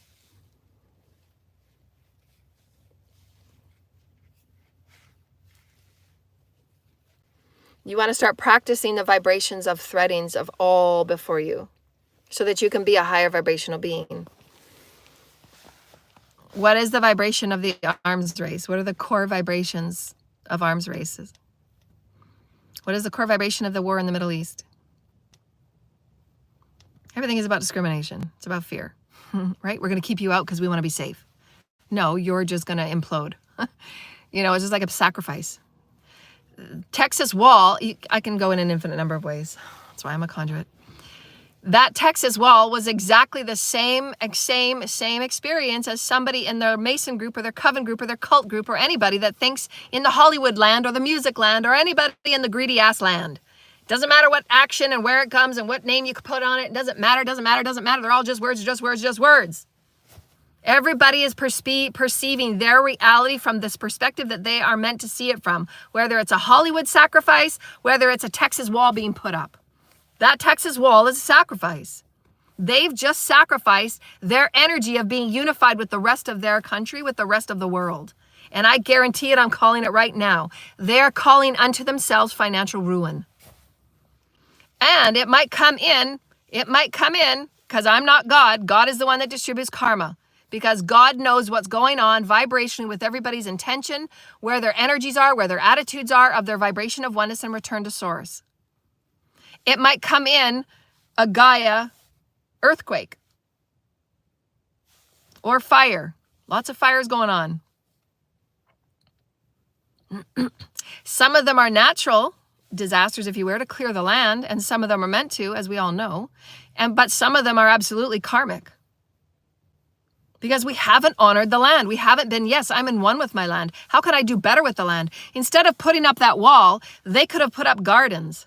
Same price. Are they going to benefit the land? Are they going to benefit the people? No, they wanted to put up the wall. Therefore, they will fail because they're not in alignment with the 4D, 5D oneness factor. The equations aren't matching. They're calling it to themselves. I'm saying what's there. That's the vibrational story. What are you going to do about it? You chose to put up the wall and separate yourself from everybody and discriminate the peoples from coming in and giving you benefit. Leaders that take all life as inclusivity, and how can we work with inclusivity? Every leader, every United Nations being, thank you, Spirit. Every leader that wants to be a great leader from here on out, the children are so far advanced. If you work with inclusivity, you're a higher vibrational being and you will always, always, always be blessed. Why? Because you're aligning with the universal laws in unity and oneness. And you will always be blessed. God will clear the way for you. Your purity of heart to include. How can we raise the level of our consciousness? How can we raise the level of our beingness? Texas just did a big karmic move as a collective state. Their state, vibrationally, because they manifest what they create, their state said, we are discriminating about everybody outside of us. Even though there might be people in the state of Texas that don't believe in that, but the general collective consciousness of that state chose that. So now it's up to the people to choose differently. They've just impaled themselves with a big karma experience. So now they're going to be facing their karma. You have to understand that you're giving the people those powers. You're giving those leaders the powers to put up that iron. Probably cost many, many millions to put up that wall and the people that were constructing it. Go take a look at it. It's huge. A lot of money spent there. How could that money have been redirected to create unity, oneness, and healing for the people? I want you to see into this, dear lighted ones, because you're going to be doing this every day. How can you redirect, and intend oneness, unity, and inclusivity, not protesting, positive, loving action to create inclusivity and oneness? Where can the monies be redirected? Because that is what God is giving us the opportunity. All of the haves are now going to be on the bottom in whatever way that means. And they can't freak out and they can't get all egoic because God, you never know what that means. They have to have a timeout because they haven't done anything with their responsibilities and their monies. Obviously, they're putting up discrimination walls. That's exactly what that is. It's a sacrifice to the people. I'm calling it. Put it on your calendars. That's how you read energy. That's how you read what's going on in your state. That's how you read what's going on in the medical field. That's how you read what's going on in the schools. And your people are your neighbors. Your people are your homes. What's going on in the energy in your homes? Are you being inclusive? Are you setting loving, honoring experiences? Say, no, these are my guidelines. We're going to work within them because that's where I'm comfortable with. And if you're not okay with it, you can move on. And I wish you well. We're infinite souls. We'll always be together in one in spirit. So see you later. You have to hold yourself that high because the people will require it from you. You can't be a community leader if you can't stand in your own spirit. It doesn't matter whether they agree with it or like it or understand it. That doesn't matter. You're not here to understand my spirit. I am. And I'm speaking on behalf of my collective energy. I know what I'm doing. I know what I'm saying. I know what is. And can we get on with actually healing? Can we get on with creating now? Stop arguing and stop doing the who's right and who's wrong. No, nobody knows and nobody has any right to say what you're, anybody that receives, there's always that equal opportunity of those that are jealous and envious because they envy your life. They envy and they just keep projecting what they're not feeling within themselves. They have no idea. They have no right. They have no clue about the 16 years you haven't received a penny from anybody except your 2 or 3 clients. They don't know anything. They're not meant to know. They're not meant to know that those 3 or 4, 30 lifetimes before in your Akashic record where you are a devoted service provider or nurse or healer and you were killed in service and they have no idea your soul's blueprint. That's why nobody can comment on anybody and what they're receiving and what they're not receiving. And again, that goes for those people that equally do sacrifices to get a title. If you do a sacrifice to get a title, you are absolutely calling a sacrifice to everything that you think you're going to ask for and get. You're not. We're in unified light right now. There's no need to do sacrifices. There's no need for suffering, which is what the download was today. When you're in the law of natural flow, there's no more need for suffering anymore. You've got to get to that place of, no, I'm not going to suffer. I deserve what I deserve, period, point blank. I'm a divine being of the creator. And if you have very staunch experiences or those around you that constantly target you and poke at you and they want you to feel less than, they don't want you to feel important because that's how they feel. They don't feel self-worthy. They don't feel a sense of self. They don't feel as if they're worthy of abundance. They don't feel as if they're worthy to receive their soul's blueprint. All they have to do is go in and do the work. They have to realign with who they are as source. So don't let other people's projections and, burdening you with how they feel. You have to be very, again, stand in who you are and don't take other people's, BS. They can feel however they want to feel. You're going to still be okay exalting in who you are. You deserve it. Very few people have made it to where I have. Nobody has any ounce of authority or right or permission or even the balls of anybody to say anything of my deservability. God and the heavens roll over in their graves, if you will, when they're in their ancestral. They roll over. It's like, how dare you? It's beyond, they don't do any work. Again, when you're sitting on your couch every day and you have devoted commitment to connect with and as God, that's daily practice. I remember times in my house where I would do it every morning and I would sit and I would practice my meditation with God. And there would be energies and people in the house that would walk around and have the attitude of, oh, I'm lazy. No, I'm not lazy. I'm connecting with God. And in about 6 years' time, you're going to see about everything I'm manifesting. But I don't have to prove that. But there are arrogant people that walk around the house thinking, why are you sitting down meditating again? Because I'm connecting with God and I'm actually moving a lot of energy in the house, but they don't get it. They see because you're not in a 3D role or you're not in a 3D banking job. You're actually doing more alchemizing the negativity and the density that you walk in and out of the house with, blaming and projecting at me because you don't think I'm enough because I'm doing a spiritual role as a part of being a banker role. I'm doing far more for the collective in my spiritual role than any job as being a banker. And that's why I quit my 3D jobs. Because I was doing far more for my soul's fulfillment. I was doing far more for how I was enriched. I was doing far more for the happiness of my children. I was doing far more for the light I was offering my children because I was aligned with God. Your highest compass for you to receive, for you to be fulfilled, for you to be seen as the light that you are, you will be known by your light. And if you're sitting in a banker job, that's not where your destiny is, that's not where your soul's blueprint is, you're not the highest of your light. So don't be swayed or affected by other people's ignorance. That's their ignorance. They have no connection or relationship with spirit. They have zero. So let them comment and say and do whatever they do. You're not going to affect how they behave. You don't have to take that on, and you don't have to be affected by their comments of ignorance about Ascension or your Ascension path work.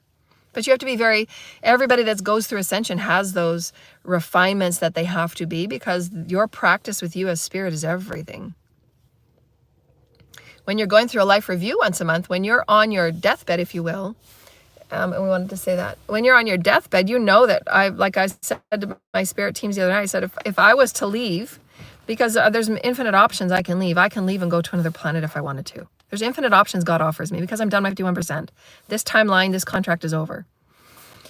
So there's infinite things. I said, God, I would be very, very happy, and I would be very proud of myself. My ancestors are very proud. There's very few people that have been where I've been, and I've gone back to school. That's what God says, to school, which is the darkest realms of humanity, as they call it, the school. And you learn again the navigation of entities, entity attachment. You learn about the 7 sins and why people, what motivates people, what is the psyche behind that. And I went back a couple of times. I didn't have to, but I did, for service of humanity. And I haven't been paid for any of this. So again, the ignorance of people that say things. They have no idea. They just don't have it. They couldn't be me for an hour. They just don't get it. All they care about is getting in the stuff. They're just so disconnected, and all they focus on is getting and taking and stealing and thieving. And that's why they're in the state that they're in. And that's why God won't bless them. God, you won't be blessed until you do the fucking inner work. Period. And if you want to create those little programs where you steal and you thieve and you manipulate and you scam and you do spell work and you do all that kind of stuff, you're still going to be creating a lot of karma, and you're going to be, again, getting your return, because it's not in alignment of the universal laws, and we're in 4-5D light now. And why, again, it feels so hard for those that are in the lower consciousness and that are not doing the work. They're choosing not to do the work. They're choosing not to face their wounding of self-rejection and not being abundant in their sense of self, not being abundant in the witness of spirit. It's going to be very, very harder for them. And that's why those that are awakened and devoted to their path just have a compassion and detach and move on. Because again, we're moving faster and faster. And once you do start receiving, it will make those even more triggered, because they have to go within and look at their belief systems and look at who they are and what they're manifesting. So that's why we need that polarity. They need to see those that are doing the work and doing the inner play with spirit, doing the inner connection in the relationship. You're not going to have a relationship doing voodoo and paying a practitioner to go and take somebody out. What is that core vibration? What is the story of that? Think about everything as a vibrational story. This is how you begin to sense as a higher vibrational being. Anything that is an action, what is a vibrational story of it? Somebody that does spell work to go and take somebody out. Somebody does spell work to go bind somebody. Somebody does spell work to hold them back or do ugly spells or poverty spells. What is the core vibration of that? That is their own lack of self. That is their own self-rejection. That is their own sense of self that says, I'm not valuable, I'm not enough. I want to take it and I want to make somebody else feel my pain. But they're not facing it themselves. They just want to project their pain to other people because they're not facing their own pain. So it doesn't matter. All of this spell work will be superfluous because it's going to be sent back to every practitioner. Every practitioner is going to start to receive karma. Every voodoo person is going to receive karma. They're going to have their gifts turned off. They're not going to get support from their teams. They're not going to get protection from their teams because everybody has been told. You're not going to go forward. You will not ascend and go forward in your evolutionary spiritual growth if you're not getting these lessons. You won't. And it is being seen everywhere now. Every person, every role, every title, it doesn't matter how much money they have. Everybody is being called out. It has to be. And it's up to it's no light worker's fault. We're just saying what is. See it everywhere. What's before you? What's the story on that? And then have your own little game. I would say, I'm going to call judgment on that. That's what I'm sensing into that. Therefore, what's the equal opposite? Well, if they're putting up gates and borders and boundaries to keep people up because they're being discriminatory, what is the equal opposite return? What's the quantum equation? They're going to have financial loss. Why? Because their intention was to protect their finances. Their protection was to protect who they are. They're doing the opposite. Why? Because we're in a unified state right now. I can take anything that's going on in the collective reality right now. Anything. And I can tell you what the vibrational story is of that. And then what is going to be the creational result. You can't manipulate it anymore. These people that are very elite and pay to have things manipulated and forced upon them, and the human testing they tried to do with me to force me to be somebody I'm not, to force me to be in their domination programs, to force me to be in their subservient programs and to bow to their devil ass. No, because we're in different light right now. It's inclusivity, and I've done my including. And God's going to give me equal because I've done my work. I'm the one sat on the couch every day for 14 years praying and meditating. Who the hell is anybody to say I don't deserve to receive? Who the hell are you? On top of the 20 other lifetimes that I didn't receive a thing. I helped you heal. I saved your ass in the hospital while you went on to go and have your family while I was still being a nurse. I can take this anywhere, dear lighted ones. I don't need to prove anything to anybody. I'm telling you, learn more about soul blueprints and creational reality. Nobody has any right to comment on anybody. Nobody does. Nobody knows the extent and the history of that Akashic person and why when you start to tap into and mess with on any level, whether it's an astrology chart, whether it's their birth chart, it doesn't matter what it is. If you abuse energy and the universal laws of any one divine soul blueprint, you are calling on the deepest, darkest karma, and I wish you well. You're not going to be supported or protected. And that is karma none would want to face. You have no idea what it takes to be one soul in one lifetime, and the lessons you try and learn, and returning to self, and treating everyone in goodwill, and doing your lessons of good and evil. The minutia that you go through in any one lifetime is infinite, and how you grow as a soul is infinite. Anybody that fucks with the infiniteness of being God in any one lifetime experience, it is beyond the most ridiculous, benign, arrogant, ignorant, low vibrational, disconnected, misogynistic, ignorant, dumb, stupid move anybody could think they could make. Anybody. And if we want to put a mirror to the collective, and this is where all the leaders are being called out. It's profound. Everyone's going to feel it and everybody has to face it. And it's going to cause a very big clearing for a lot of humanity because people will break down and realize how we've allowed such harm to be created. Thank you, Spirit, to be created. Any one of these little dots here is equal to humanity, the children in the underground, animals, nature, water resources, aspects of clean air, hybrid species, crystalline children, indigo children, high-functioning adults.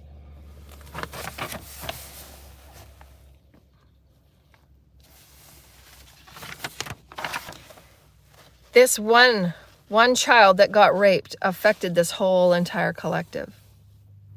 There's no systems out there for this person to be healed. There's no multidimensional healing for this person to be healed. That affects the entire collective.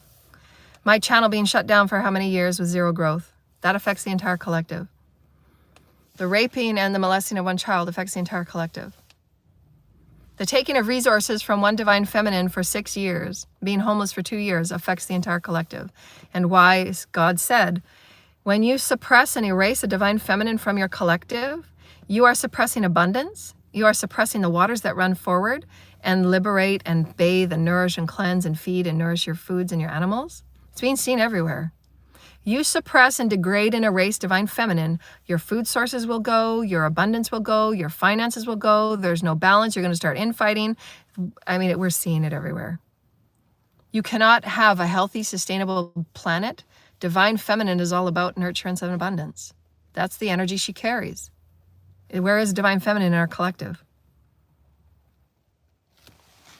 That one that one poor soul, compassionate soul that I have compassion for, that one woman that was standing trial for her child's actions in that shooting, and compassion for everybody that was involved.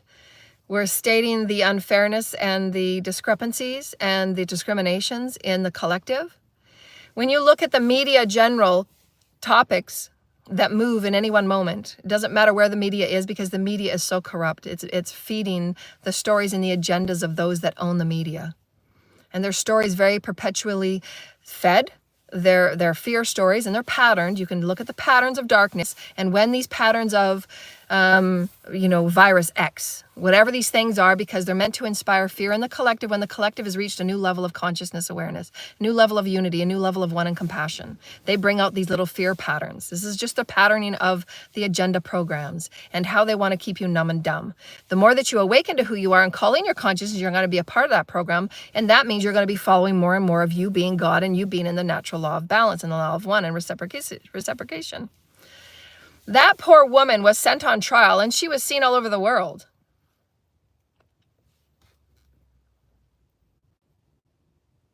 Now, as a divine feminine, who's again had to work 85% higher, more, do 85% more work than any other man out there to have even an equal opportunity and then be paid even less. For her to go through the struggles that she goes through just to maintain a household, just to maintain her children being balanced and loved and fair. And if she doesn't have a husband that wasn't present, why isn't he being held equally accountable? Where's the divine masculine in this story? Why is the divine masculine of 3,000 years not held accountable for the crucifixion of Jesus? Why is the divine masculine not held accountable for the wars? Are the divine masculines every day in the political arenas, in the political leadership arenas, in the United Nations leaders, are they looking at the casualties every day, and are they taking accountability? And this poor woman was sent all over the world for the media trial of her taking responsibility of her child's actions. Where has divine masculine been for 3,000 years of every day, and the billions of women that get raped and thrown aside? And nobody would even know our names. It is so profoundly fed in corruption, it's not funny. It's a joke. It's a joke how they made this one woman be the scapegoat and the sheep for divine masculine's ignorance and refusal to take accountability for the damage they've done to our collective. Where's the divine masculine taking accountability for that child's action? And if I might say, how many other children have had guns in schools and what the damages have been done? Where's the divine masculine taking accountability? Aren't they the ones that more often than not, go look at the results, go look at the research, how many people purchase guns in the US? And what are they, male or female? So don't give me any bullshit. It's bullshit. She was a blatant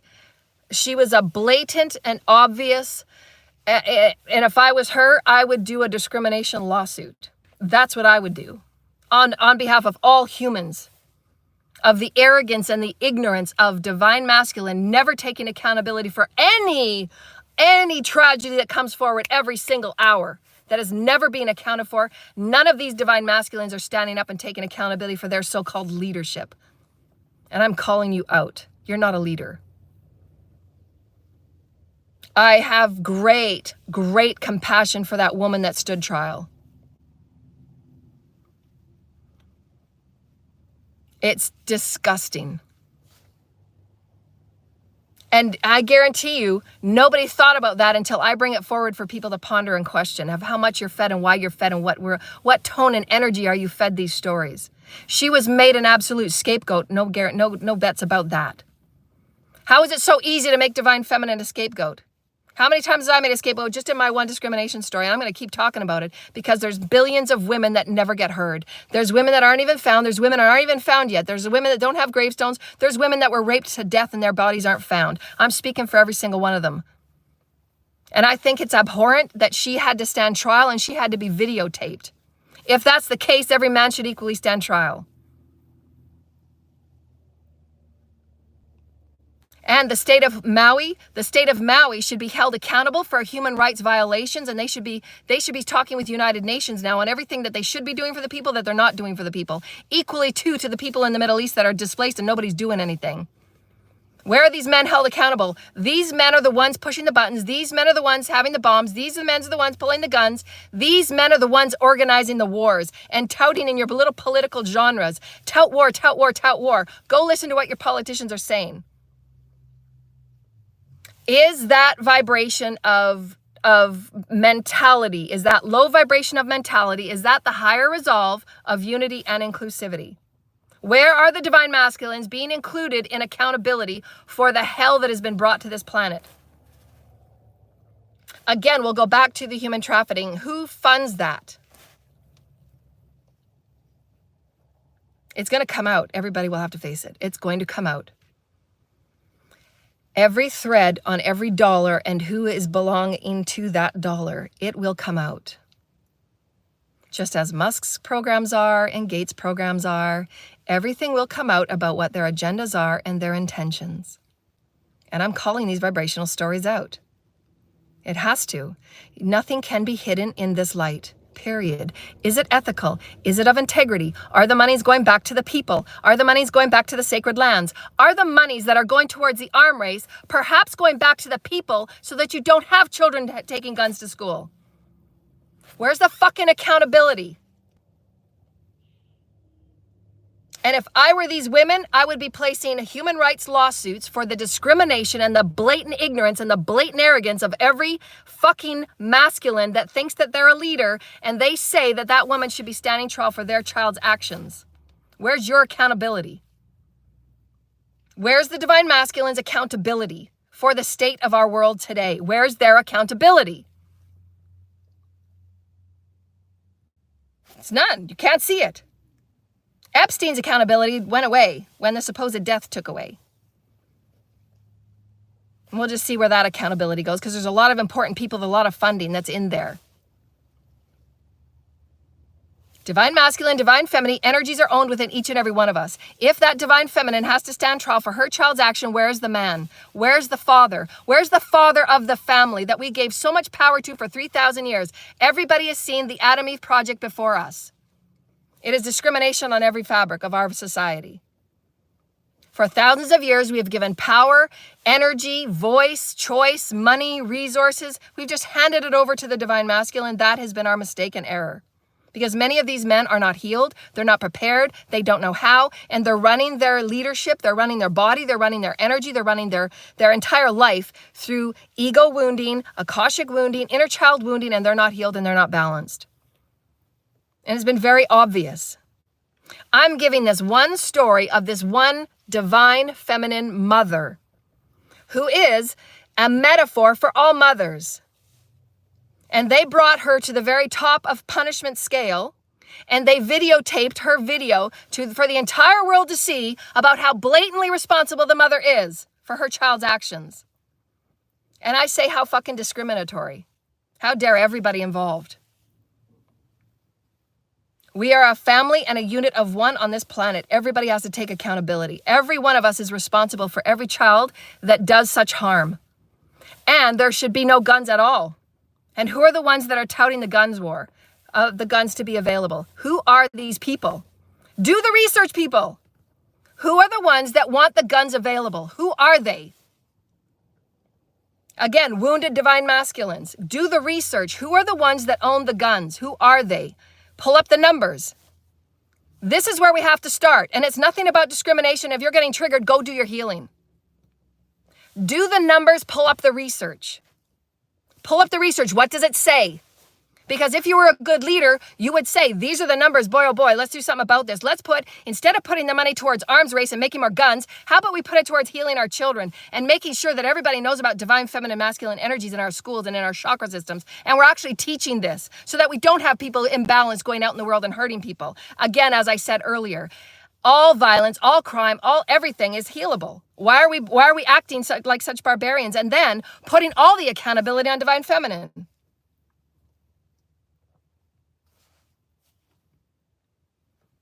In any one of the leaders that are male that were put through an accountability test, how many of those leaders are let off and you never hear anything about them and their repercussions and the growth and the learnings that they've been through in their punishment, if you will? Taking accountability. What did I do wrong? How can I do better? What can I do to make it right? That's being accountable, divine masculines. That's being accountable, divine human families. And we're saying this if you're a woman carrying a divine masculine energy and you perpetuate those imbalances and those arrogances of discrimination. Because everybody has them. We have to face this. It's not okay for one mother to take the rap of that experience when there has been zero, not even a thread or an ounce of accountability on anything that's been happening in the Middle East that's taken 30,000 lives. Where's the human rights there? And how dare the politicians get up and say, let's do a war against Iran? Are you a leader? Really? We have to bring this into better balance. We have to stand up for all divine feminine that know exactly what it takes to run a house with love and nurturance and balance when we've had nothing given to us. We have to work 10 times as hard to ever manifest anything. And then there's those that are our partners and the ones that are in their community are actually forcing us to be even more suppressed by targeting programs. And there's even government programs to target the divine feminine that are awake and light workers. There's actually agendas to suppress the light workers that are divine feminine and are teaching people how to tune into their God source. Why was I targeted for so long? Why are my platforms not opened? Is that not discrimination? So the equal male that's next to me, they get, their accounts are up close to 10,000 and mine's still at 2. How's that fair?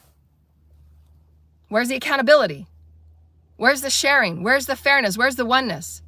And then the mother gets blamed for any negative action the child takes. How is that okay? Do you see what I'm saying?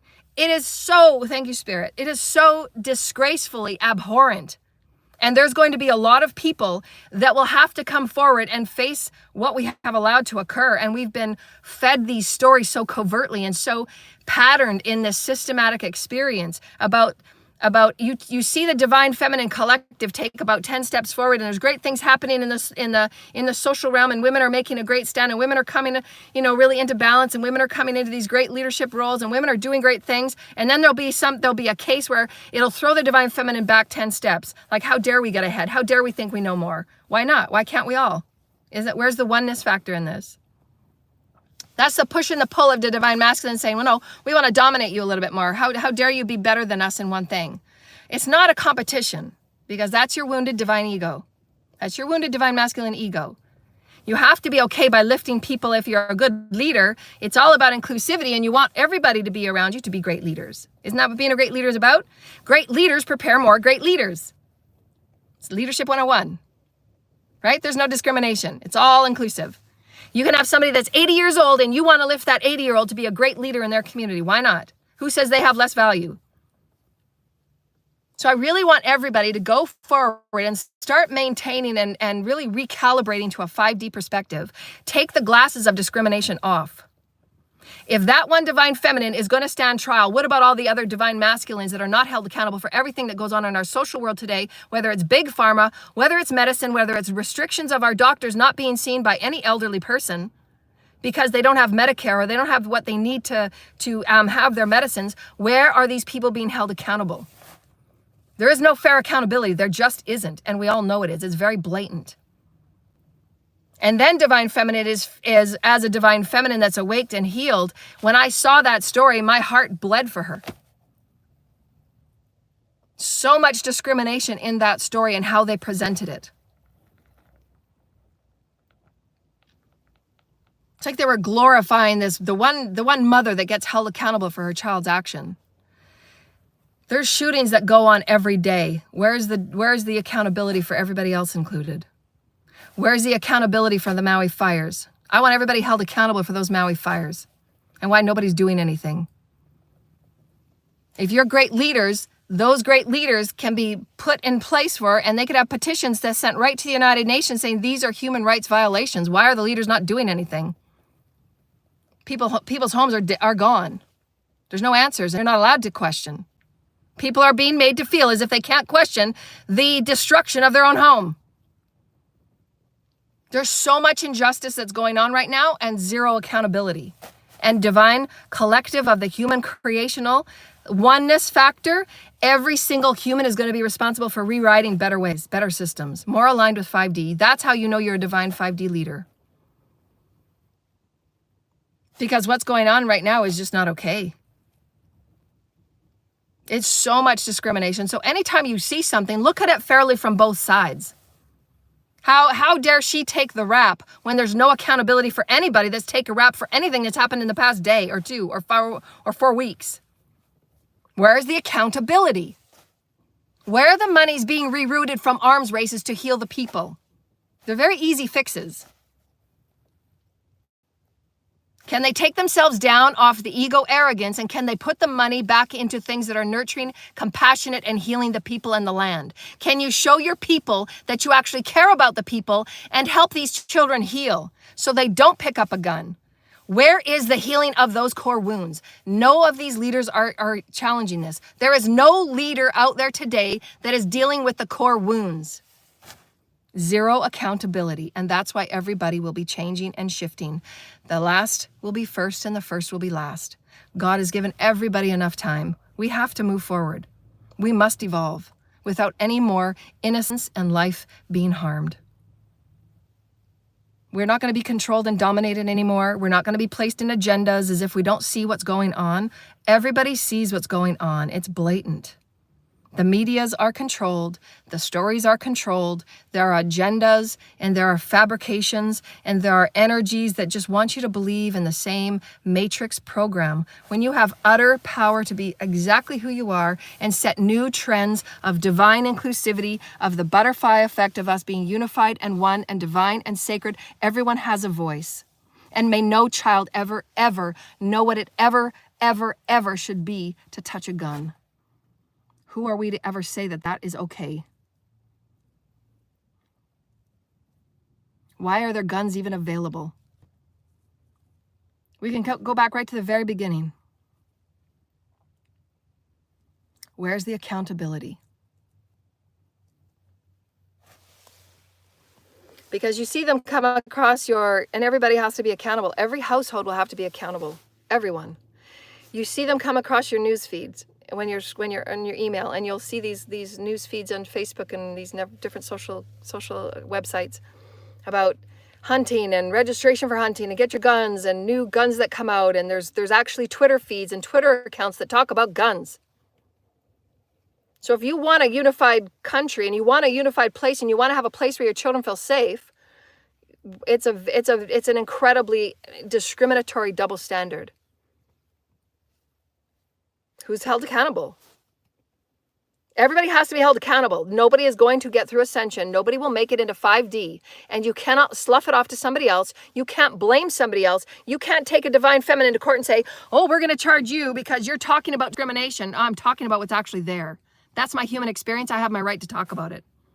There's harm to none. These are the actual facts. Do the research. Do the research. How many deaths by guns per state, per month? Who are the registrants of those guns? Where's the accountability? Where are the monies that we could transfer to healing the people and teaching the people about chakra systems and who you are as a God being and who you are as a divine being, how to activate your energy as God source light and connect with your higher self so that you don't choose poorly and you don't choose on an ego soul fragment that is going through a dark night of the soul because you haven't been taught how to harmonize your soul fragments, how to harmonize dark night of the soul. No, because my platforms are all shut down. Now you tell me that there's not blatant discrimination and blatant and obvious tactics and agendas to suppress humanity from being higher consciousness. I'm just telling you what's there. You can look it up if you want. Do the research. Do the research. So you want to push paper back and forth, and you want to put your little red tape rhetoric. No, the core issues are right use of free will and non-interference and the law of balance. What is out of balance right now on our planet? In any situation that comes across your desk, in any situation that comes into your home, what is out of balance? What's in balance? And how can you do your best in the highest version of you, because you are accountable for the entire collective? What you see out there is a version of you. Who are you? What do you exist with? And what exists within you? We are one. There is no more blaming anybody. We have to take accountability for what we have manifested, and it's gravely discriminations beyond what can be counted right now in this collective. If we take North America in and of itself, there are more discrimination experiences in every hour than any other thing in our experience. Why? Because people are awakening at a fast pace, and those that are wanting fear and to continue their control and fear programs, they're trying to gather that control. And when you gather control, it leads to obvious infighting and obvious outbursts. Because again, they're inner wounds, they're energetic wounds, and nobody's teaching anybody how to heal it. And why my teachings are so important.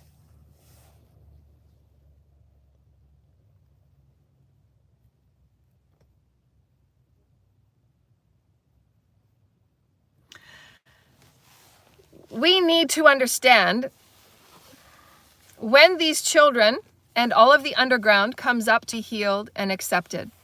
And we're getting there. We have to be ready to prepare ourselves for the images on Epstein videos and all of those things on how tiny little children are treated and tied up and abhorrently. And the people that fund it and the people that are in those arenas.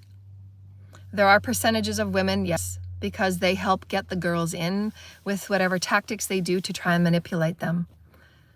There is far more grander numbers of men because the Divine Masculine Collective has never been healed over this 3,000-year program, because they have never been taught to be in harmony with their Divine Feminine energies, which causes a lot of inner wounding. We need to talk about these things to put them on the table and actually face them and heal them. There's no blame. There has to be accountability for what we have all manifested. And who's going to heal these children and how? Where's the money coming from?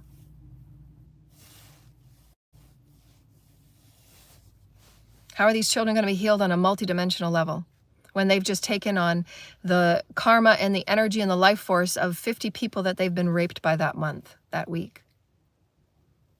Are these children being given any monies to heal and repair their bodies and their minds and their spirits? Because they will reincarnate, and they'll be exactly those that have been in those situations that have done the damage. They will be contracted to help them. Nobody misses any part of what they create. We have to face this at a core wound level. And nobody, not one leader, is talking about this as accountability. Where are the monies for these billion-dollar experiences of wounding, of pain, and when these children are being raped, when these children are being abused, when these children are ignored? And where is their ability to temper those energies of anger and hate and impulsion to their bodies, and disrespect and discrimination to their bodies, and pain and trauma to their spirit and their soul? What else do you expect for children to do? Oh, leaders. While you have guns available and you put them on everything, you put the touting of the entertainment business. 5D won't be of violence and blowing things up. We're going to be helping our children heal and understand their multidimensional bodies. And we're going to be continuing to allow all collectives to heal. Because it's been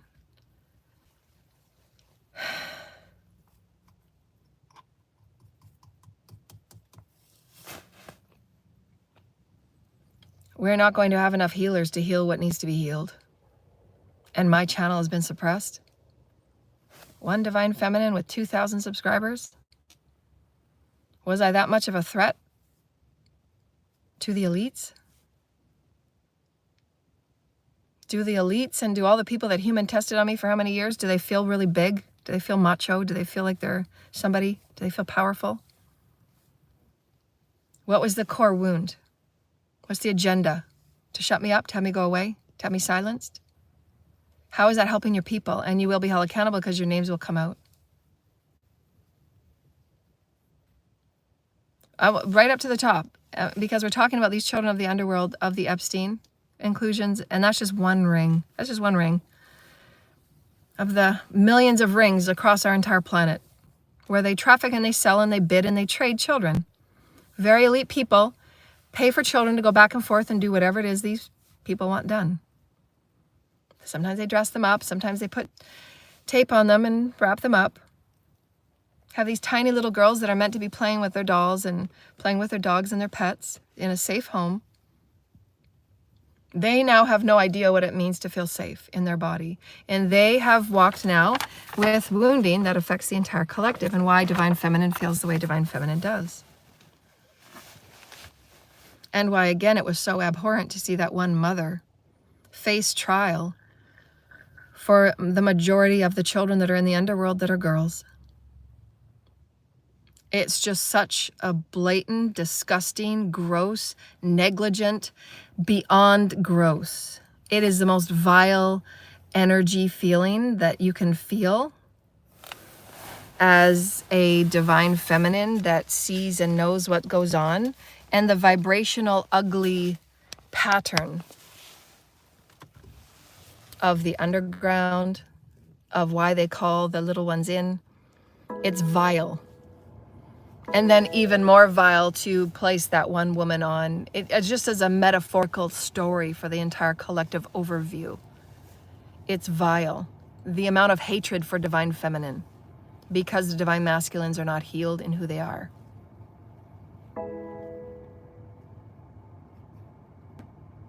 We have to face that.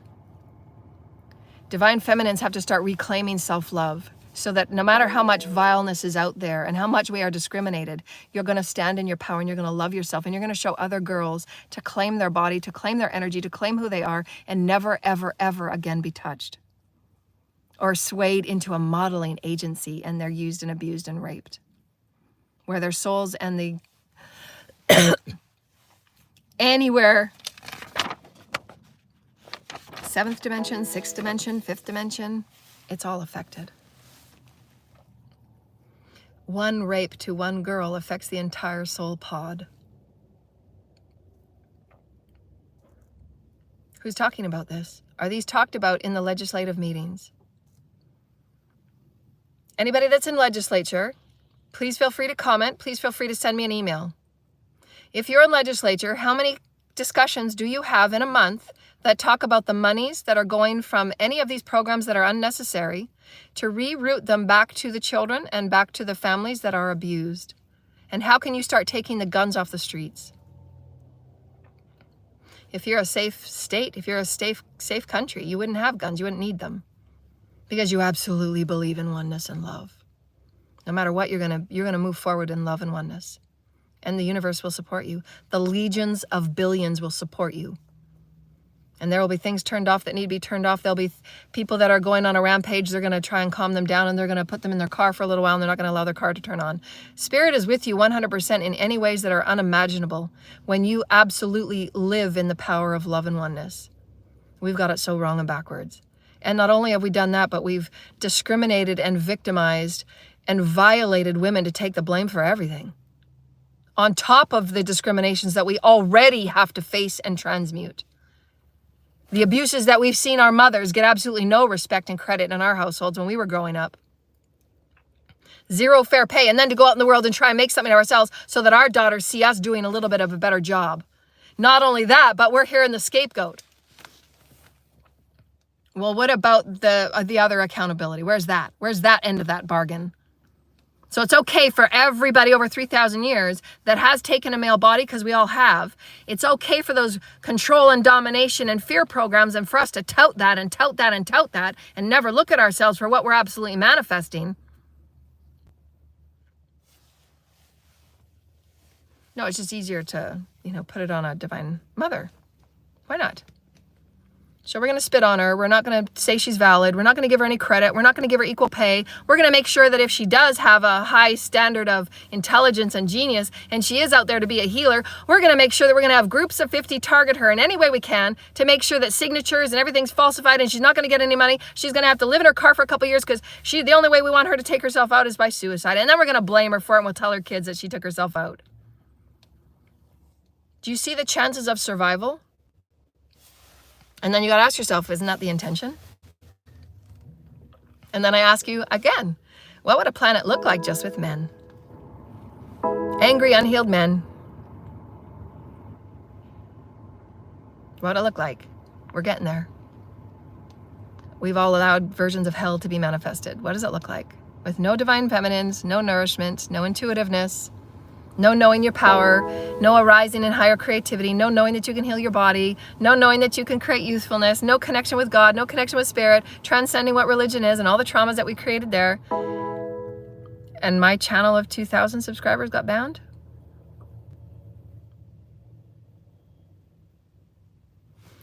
And we can go on and on about the discrepancies and the discriminations. It's blatant. And it's so vile. The energy of divine feminine in our collective has been vile. And that's been the projection. And each and every one of us have to change that. By going within and healing your own divine feminine energies, the energies that you had your mothers imprinted on you, and that you can change that. You can rewrite history, and you can rewrite today. Every day that you wake up, rewrite and see your mother as the divine feminine that she was, and actually see your father tuning into his intuitiveness, tuning into his healing capabilities, and him not suppressing who he was. Because many of you had fathers that were wanting to explore their gender and wanting to explore who they were in attraction to the same sex, but never allowed themselves to, because they were held in such suppression and discrimination. So you have to do this fairly. Go within and start rewriting your mother and father's experiences and heal what comes up, because you can rewrite the past now. It's needed gravely.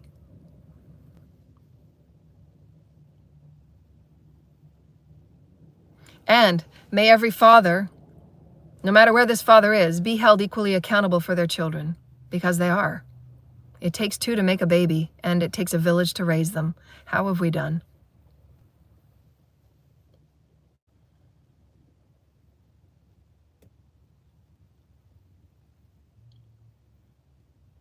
Everybody's responsible. Everybody's accountable. And we have to face it if we want to move into 5D. We have to. We're not going to get away without facing it. We have to be able to have plans and abilities and systems to redistribute monies that were going places it didn't need to go. And get back to healing and showing your people that you care about your people and start healing them. Your people aren't going to believe you when you're putting monies elsewhere that don't need to be put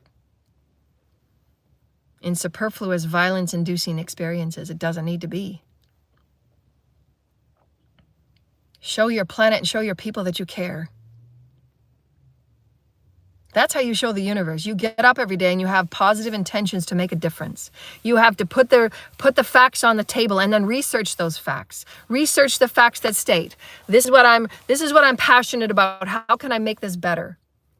And then you start making the 3 positive facts, and you call in the spirit, you call in the legions, you call in your ancestors to help you make positive change, because they will.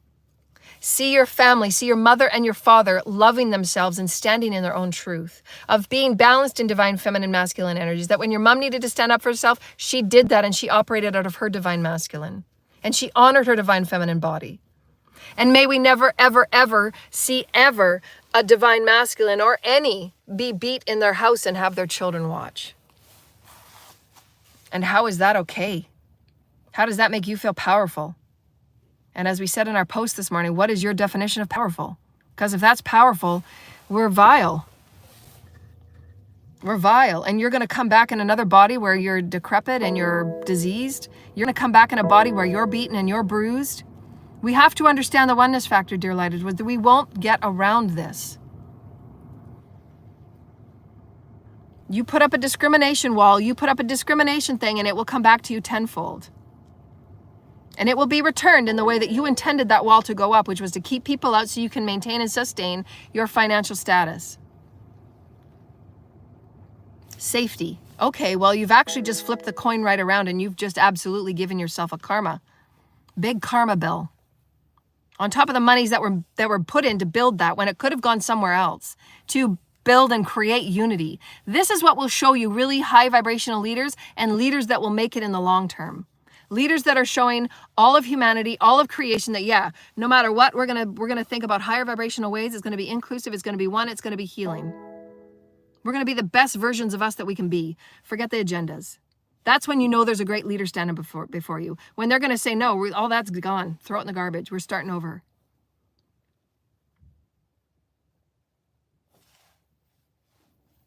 We only really need to align with the universal laws.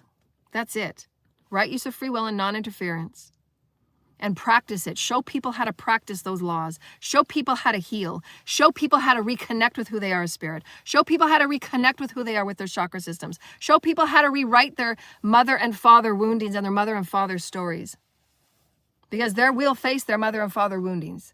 That's what they've chosen as a soul contract, as a soul blueprint. Just because your dad has passed on or your mom has passed on, you're still responsible for transmuting what you saw in the house. Why? Because you're one. You can't slough it off to somebody else. No, you're here to transmute it. That's why every time in generation that your parents or you do not move through that transmutation of 51% of karma, it's up to who's ever in that house to do it. Nobody gets away from it. Nobody, you can't get away from it. You can't take a quick pill. There's no quick pill to say, okay, somebody else is going to deal with it. Dump it on her. She's a light worker. Let's dump it on her so we can go out and party on her money. Again, how vile can we be? Zero accountability for the care of our human collective. We have to wake up. Thank you, Spirit. We have to wake up. Everybody will be seeing the stories they need to see before them every day. And that's how you know you're becoming more awake and aware with Spirit as one. So celebrate those moments. Celebrate the moments where you recognize discrimination and do something about it. Why would you carry around the karma that is on your soul and on your soul lineage and in your children? Everything that is, if you don't do anything, it's still your karma. Spirit knows exactly the actions you take of pure heart. Even if it might seem it doesn't mean anything, moving that little wormy to the soil, in God's eye, are you kidding me? God sees all, knows all. You're helping species.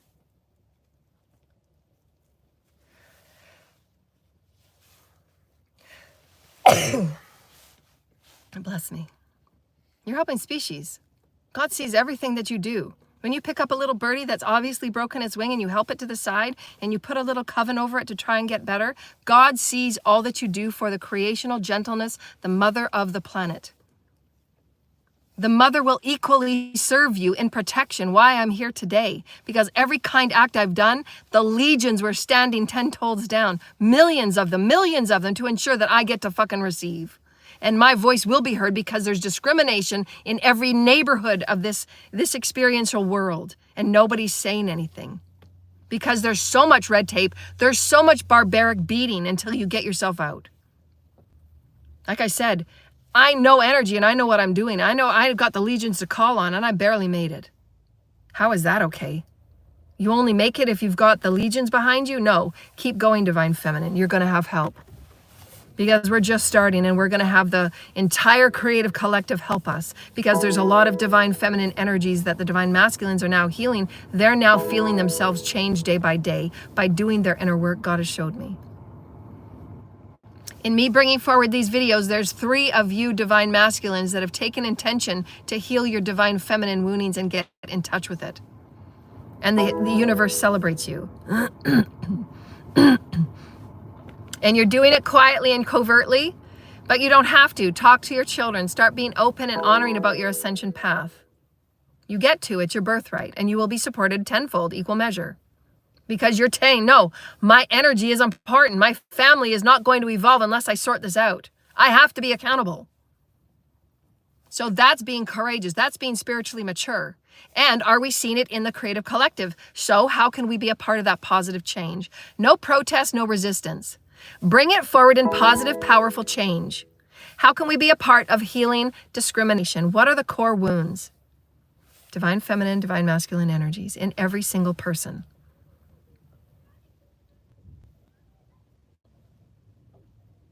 Everybody is accountable. That is what's called being sovereign. We are one peoples. May we act and behave and love in this way. What are higher vibrational laws and standards? First standard, no guns. You want a peaceful planet? Why are there guns? And what does that mean? Well, it means we got to heal the wounds. We got to know how to heal the wounds that think that ever turning to a gun is the thing to do.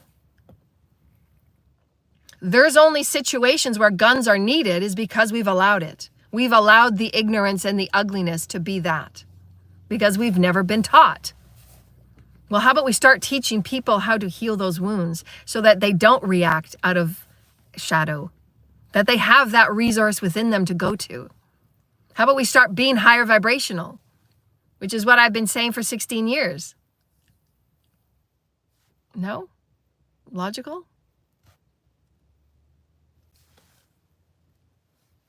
Anyways, we thank you so much, dear lighted ones.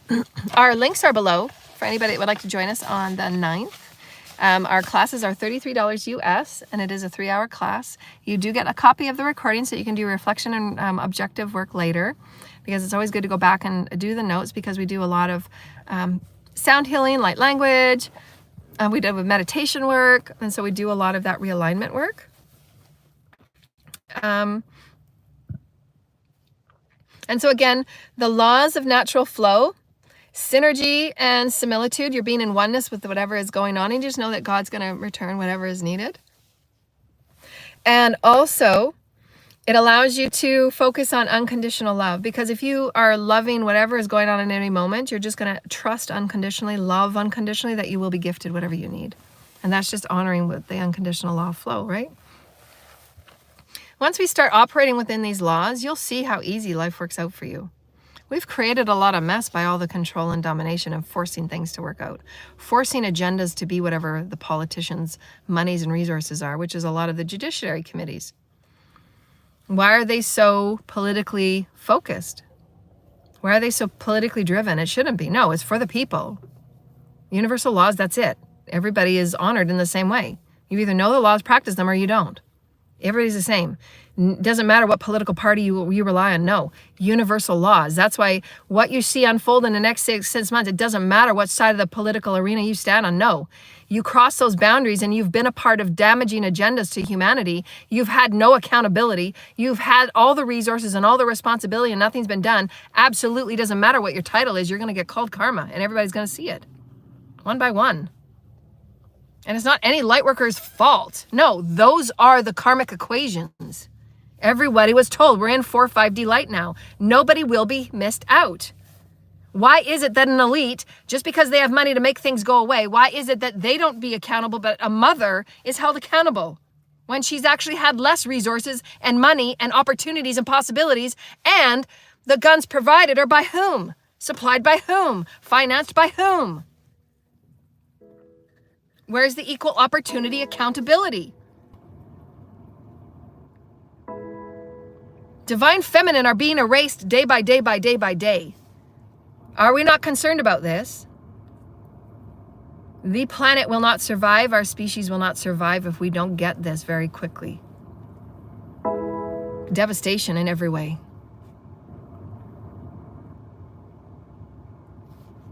We will not survive without divine feminine being balanced. It doesn't matter how many fake agendas and how many elites will try and pay to target people that are awakening, target the divine feminine awakening, target the ascension. Ascension's not going away. It's not going to be put backwards. Light is light and it bends. It's everywhere. It's the omnipresence. Put more chemtrails in the air to make us not see our sun and not get those codes from the light. We are being bathed in light every second by millions and millions of light beings that are always around us. We will not stop ascension. And why would we want to? Why would we want to stay in what this is? And everybody's going to have their own awakening moment where they face something that is so horrible that you will never go back to being closed, numb, and dumb. You have to see what has been going on. The veils have to drop.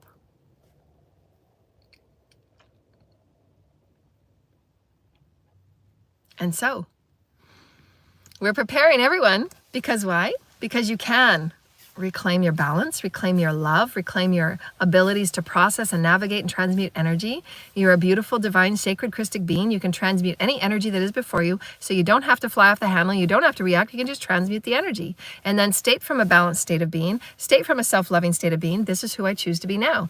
Direction, intention, and focus. That's who I choose to be. That's how you know you're evolving. You can never go back to ignorance. You can never go back to what was. And when you look at the numbers and you do the research, it's very blatant before you. So how can you get to the core wound? Thank you, Holy Spirit. We need to teach everybody on the planet from the earliest of ages, who are you? What do you exist within and what exists within you? Return back to source. It is very, very easy.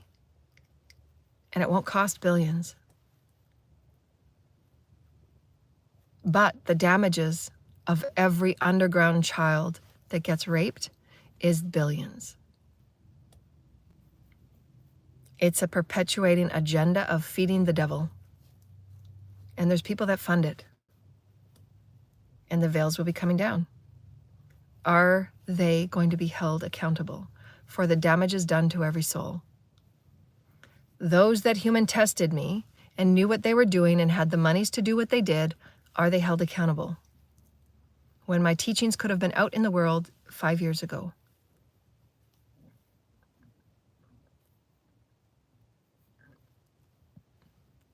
How will we create healing systems for every child and every person that will be liberated from the underground?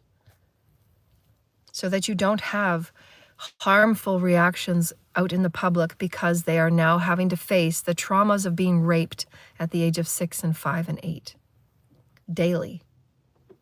Who's healing these children, dear leaders? And then you question in your political rooms, should we bomb Iran?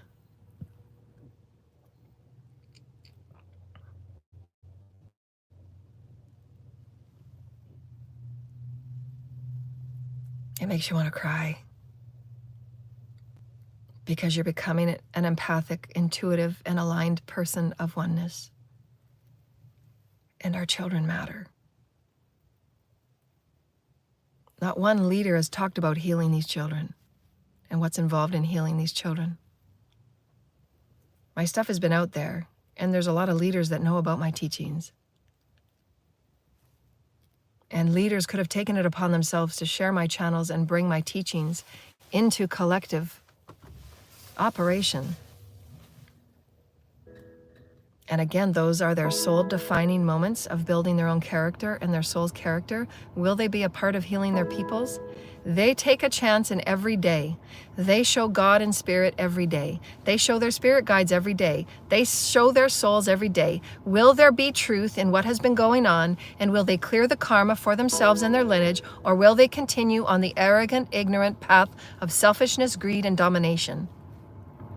Everybody in every moment, in every hour, has the soul-defining opportunity. Who are you and what character are you going to be known as and known for in the story of humanity awakening? Because there will be infinitely billions of people in generations down the road that will be learning about these soul-defining, human, transformative moments where we shift from being ignorant and arrogant and turned off and being numb and dumb to being fully awake and aligned to say, we're going to create something better. Because we are all accountable. And how dare anybody blame a woman? Not right now. It's like you're putting that further nail in the coffin, and good luck to the world that you wake up to. It is really that dire. The wars to be healed on this planet require divine feminine activation. The waters in our planet and the health of the waters in our planet require divine feminine energy. Gaia is a feminine energy holding life for 8 billion plus people. And she has established it very greatly, and very few people pay her homage. And the tribes and the ancestors that walk with you every day, in hoping that you wake up to their guide and their heeding of the call. Wake up, dear lighted ones, who are you? Have we been this selfish and superficial? Which doesn't mean anything when you're on your deathbed and you look at your life review and you have to sit with your soul guides and your ancestors and say, how did I do this lifetime? We spent most of it asleep, as we did every other timeline. This timeline is different. We are waking up. And everybody has the chance to be accountable, to have higher vibrational conversations at the dinner table. Do clearing of your house of any objects that are causing negativity, attitudes, beliefs, and discriminations that are going in your house. Start rewriting the energies and the memories of your own mother and father so that you can begin healing your divine feminine and masculine energies within. So you're kind of getting ahead of the game, if you will. Because you're rewriting what you saw, you're rewriting the potential, and then whatever comes up within you, accept it and honor it, and don't react and don't outburst. You're going to act in divine, loving responsibility for being a positive, loving ambassador because you care. You're going to be back. Your DNA activation right now is you're showing the universe, I want my DNA activated. I want those gifts and skills. I want to be the best version of me. Spirit takes everything that you say and you do and how you move about life, whether that DNA is going to get activated or not. You're not going to get your DNA activated when you're sitting in low vibrational arrogance, trying to push your agendas and trying to target one divine feminine light worker who wants to heal the planet and has many, many infinite ideas and operations of genius, how we can do it. Do you see the idiocy? Do you see the blatant arrogance and vileness? And anybody that is involved in these experiences, it's your karma and your soul and your spirit speaking to you loud and clear. You have an opportunity to set your spirit right. If you know of any mistruth, trying to get my throat chakra. If you know of any of these mistruths and these agendas and these targeting of human testings and these agendas and these programs, you have to speak truth and be the whistleblower because you're clearing the way for your karma of your soul. You're starting to clear away that 51%. You are a part of the collective. If you just ignore and pretend something's not there, it's there, it's blatant. And the seers and the prophets and the people that can see and sense into the stories, I'm speaking and I'm not going to sit down. I'm just getting started. We're doing it in a way that's fair and honoring and balanced to all. The divine masculines need to sit down and they need to be healed. They need to take a back seat and they need to focus on the devotion of who they are and get healed so that they can clear their way for the next timeline, for the next body, for their children, and they need to have positive accountability. Nobody's going to get around this. Nobody. Nobody's getting around this. Why? As I said at the very beginning of this show, it's just so powerful and so profound. God gave us this example of doing this 51%. Why? And this is what every leader has to celebrate right now. If you haven't done anything thus far, stand up and do something. Because that 51% is you being a part of all the other legions and the interdisciplinary of the councils of light, the star councils, the systems of light, of all of these multitude of planets of the multiverse that are going through ascension. And because you chose to be a master to navigate those difficult energies, to be courageous and face what needs to be faced, to rework energies, to rework monies, to redirect the monies to programs that help heal the people and help heal the land and help heal the water and help heal the air, because you took it upon yourself to be a courageous soul and be in alignment of the heavens and your higher self. Because you are going to be serving other planets. Because you chose that. You got in the elevator and you pushed the button and say, yeah, I'm going to be a part of powerful change. Whatever comes up, it's going to be uncomfortable. I'm going to face it. I'm going to take accountability because I want to show my children that I am. I'm a responsible, mature, spiritual being. I'm going to take accountability. And I'm not going to blame anybody. This is my life. This is my spiritual path. I'm going to tune in, tap in 100, and I'm going to sit on the couch for as long as it takes until I get that connection with God. God's going to reward you tenfold, and God will make sure that the way is paved for you. God's going to make sure the answers are there. God's going to make sure the healing is done. God's going to make sure things are moved out of the way. God's going to make sure that when you need it, God's going to be tapped in because you chose to stand up and be accountable. That's being oneness. When others are turned off, when others are not awake, when others are wounded, when others can't speak, when others are vulnerable, when others are too wounded to speak, because there's been 1 billion people that have been in the underground, who will speak for these people?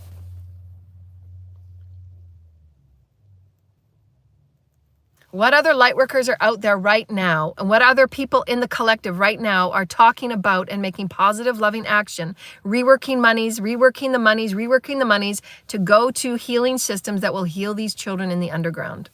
The children every day that are being touched and raped, or access to guns. Who's healing these children so that they don't turn into abusive adults? Which is what the perpetuation is right now, because there's nothing available. Nothing is being taught. And the medical systems aren't accounting for any of this. There's a great need and we're rewriting it. We can't ignore it, and we won't. We won't be silenced, and we won't. It's going to be equal accountability because we are. We're going to stand up and we're going to do what's right because we will. We're a system and a body of one because we are. All nations, all genders, all races, divine feminine, divine masculine, we are one because we are. You are equal opportunity God because you are. You are the mother and you are the father because you are. Start rewriting your life so that when you do come back, it's going to be a fucking great journey and you get to write it from beginning to end. Because you're like this in the connection and the relationship with spirit. Because you care about your fellow human. You would never want to see ever a woman be beat in front of her children. And those children, that is what they know to be of nourishment and safety. And the mother's milk. And those children are now imprinted with violence and being seen on TV. And being tried. When there's no accountability for anybody else. Where's the accountability for that man that beat his wife in front of his 5 children? And his 5 children at various ages and frames were trying to pull that father off, which was twice the size of the mother. And these little children were trying to pull him off of beating her with a rolling pin. Where's the accountability? Where's the healing for these children that now have that imprint of such horrible, horrible violence? What will that perpetuate? Where does it state in any religion, in any law, that that's okay? And why would that be okay? What religion and what doctrine do you subscribe to if that's okay? Is that high vibrational? Is that higher intelligence? Is that genius? Is that showing your children you're going to support geniosity? Is that generous of spirit? You got a rolling pin in your hand and you want to feel like a big man because you're all wounded and you want to show the woman of the house who's who? And you beat her with a rolling pin while the 2-year-old and the 5-year-old are trying to climb on you to stop from hurting her because you just cracked her skull? Does that make you feel big?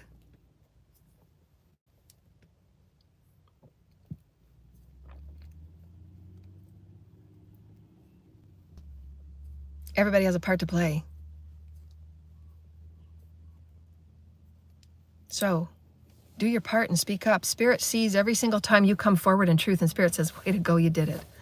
You knew that you were uncomfortable. So Spirit's showing me right now, because I went through this as well. When you're faced with a soul-defining moment on the earth that you're going to choose, the earth timeline that you're choosing, you're given various stories of the collective that needs to be healed. Every single person, this is how you know you're awakening. You're a part of the unified collective. You're going to be a leader. You're going to be a teacher, and you're going to be a healer. You know this because Spirit and your teams are showing you every time you have a little trigger or a story that continues to replay in front of you. Whether it's the raping of children, whether it's the raping of the land, whether it's the dirtiness of the water, whether it's chemtrails, you're going to see these perpetuation social stories, which is directly related to your soul's blueprint and why you're here. And make no mistake about it, it is also equally linked to and threaded to and sewn with your soul's purpose of being here and your soul's destiny. Make no mistake about that.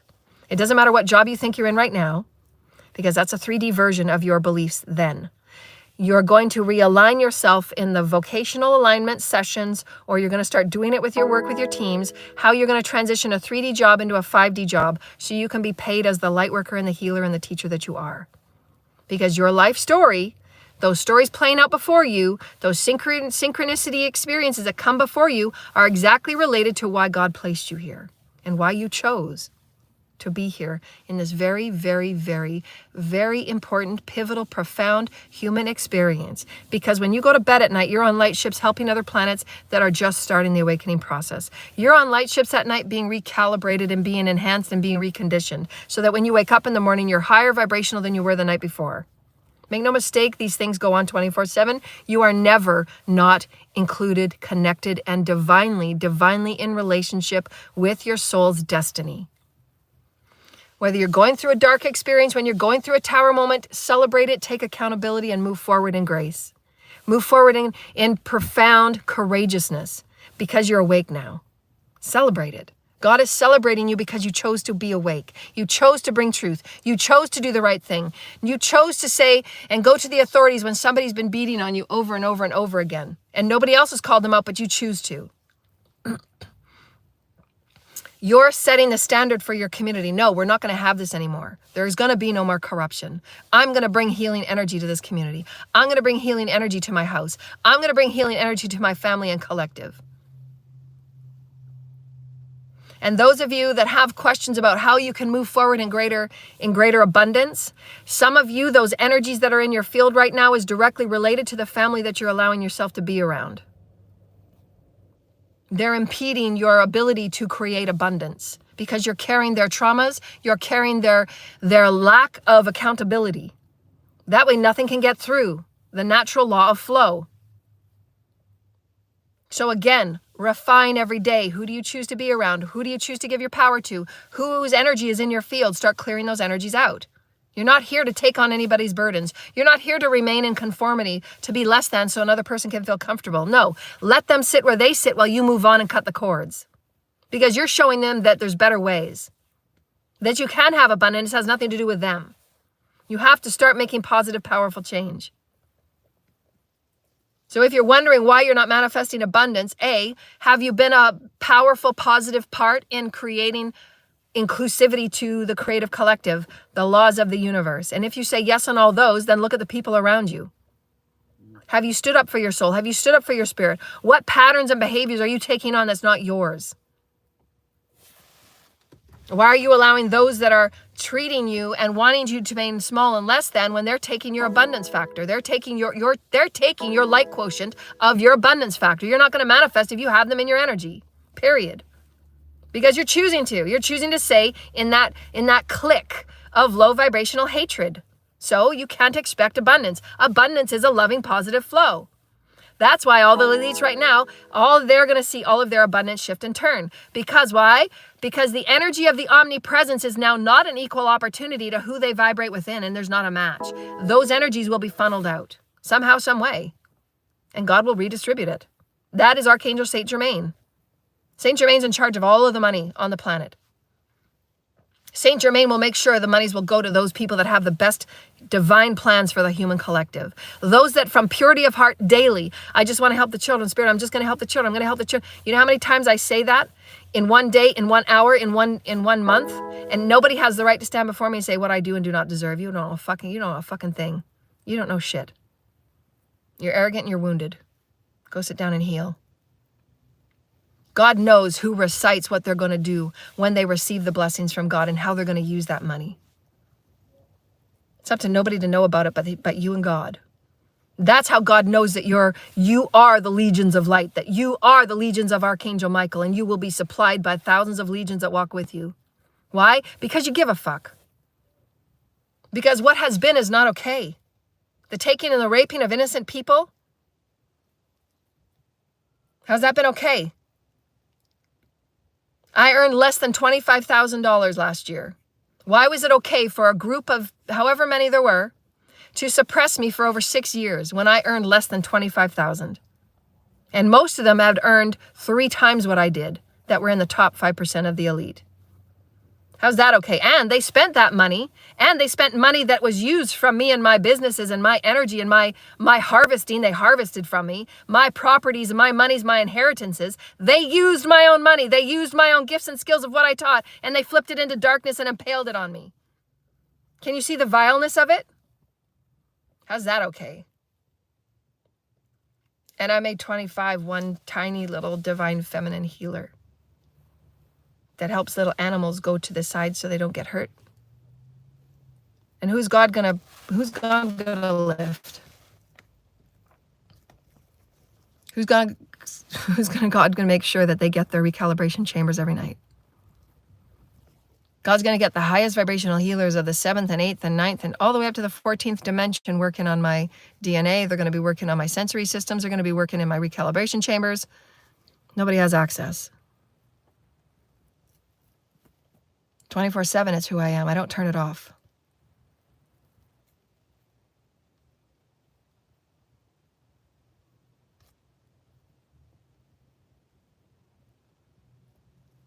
That's courage. I don't need to prove it to anybody. It's just who I am. And God will make sure that I'll be lifted to however God wants me to be seen and known.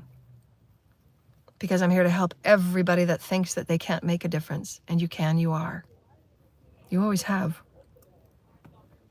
Higher vibrational entrainment of who we are, what we exist within, and what's going on within us is everything spirit. And what's your relationship with spirit? We're so profound. We're just getting started. It's time for us to celebrate. Great hope and great promise.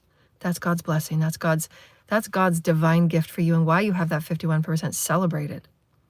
You cannot be a master, and you cannot navigate through any and all things, and you cannot speak in the highest and the benevolent ways of the universal laws until you get through that 51%. And then you can stand proudly with your mantle and say, anytime you want to bless me, Spirit, I'm ready. And God's going to bring the most miraculous blessings in the most elegant and soft, gentle ways, because that's God. Because God knows how much you cry at night for those little children that are being injured. They had no choice to be bought and traded and sold. Every single one of those children were lied to. Their souls were raped and ravaged, and they have absolutely zero sense of safety. What happens to a soul when they go out into the collective and they have a trauma breakdown or a dark night of the soul, and they have those memories come up, and they had zero sense of safety while they were being bought and sold and traded, and they said stop, but nobody heard and nobody listened. And they have infinite aspects of DNA and life force and juices from other people they don't even know that's disgusting and vile sent through their bodies. What does that say to the value of our children? The billion-dollar business and who's funding it. And it relies and it sits on everybody's soul until we transmute it, until we wake up and care. We're not going to escape this one. We can't. We have to face it. We have to face our choices and what we manifested through the non-healing, through the non-accountability, what we allowed to occur. The children deserve far better. And it's not about judgment or blame, and it's not about guilt or shame. We cannot change or be accountable unless we acknowledge what has been. And the research and the numbers are there. Ask your politicians, ask your community people, what monies are going into healing the children that are being abused? Where's the redirections of the monies? And the political leaders, instead of touting war, how can they care and redirect those monies to healing the children that some of their agendas are funding for the underground to even exist? Because all politicians know that the underground exists. They all know it. There's not a person on this planet that doesn't know the underground exists. Where is the accountability? Every human will leave this planet being held accountable, whether it's the taking of Gaia, whether it's the raping of her resources, or the raping of the child. My life experience was an example so that I could speak on all points and touch points. The erasing of divine feminine, the discrimination of divine feminine, the erasing of the children and the abhorrent discrimination of the children and abuse of the children. And the light and how we've been harvested, how we have been taken and stolen from, given zero credit. We've never been lifted to our appropriate genius. I mean, it goes on and on. So many human rights violations. And we have to do better. So let's do better. Wake up every day and be that change. Wake up every day and be your best version. Wake up every day and know that you are here for profound reasons. You have a divine soul blueprint, and it's meant just for you to live it. Get tapped in, turn on who you are as spirit, be spiritually inclined to being tapped in, participatory in every moment. I'm one with you, God. What do you got for me? Let's do this. There's nothing to fear. Face everything. There's nothing to fear. Face everything. There's nothing to fear. Face everything. There's nothing to fear. It's you. Face it, own it, acknowledge it, bring it in and love it. Start rewriting the stories of your mother and your father, because why? You want to clear the karma. You don't want to take it with you. You want to stand up and be accountable and be responsible. And there's no reason why, if you have gone a long period of time without manifesting, look around you. There's reasons why. If you're doing what you're doing, you're getting in the elevator and you're pushing the buttons and you're doing your due diligence, you should be receiving. We are an equal opportunity, equational, creational universe. You should be receiving. Therefore, learn how to start refining your manifestation as being the higher self, your manifestation as being a 5D alignment, your manifestation of being vocationally aligned, and start transitioning yourself out of a 3D role and start releasing those that are taking your equational light, because you want to use that to manifest on your own. Don't let them use your light. It's your light to use. Everybody is a powerful manifester. When you use your own life force and you use your own God force, you don't need anything outside of you. And that's a universal truth. We are only teaching it. Our class is February 9th. We're going to use light language, sound healing, meditations and alignments. It's $33. The links are below. And vocational alignment sessions, 90 minutes or 4 for 45.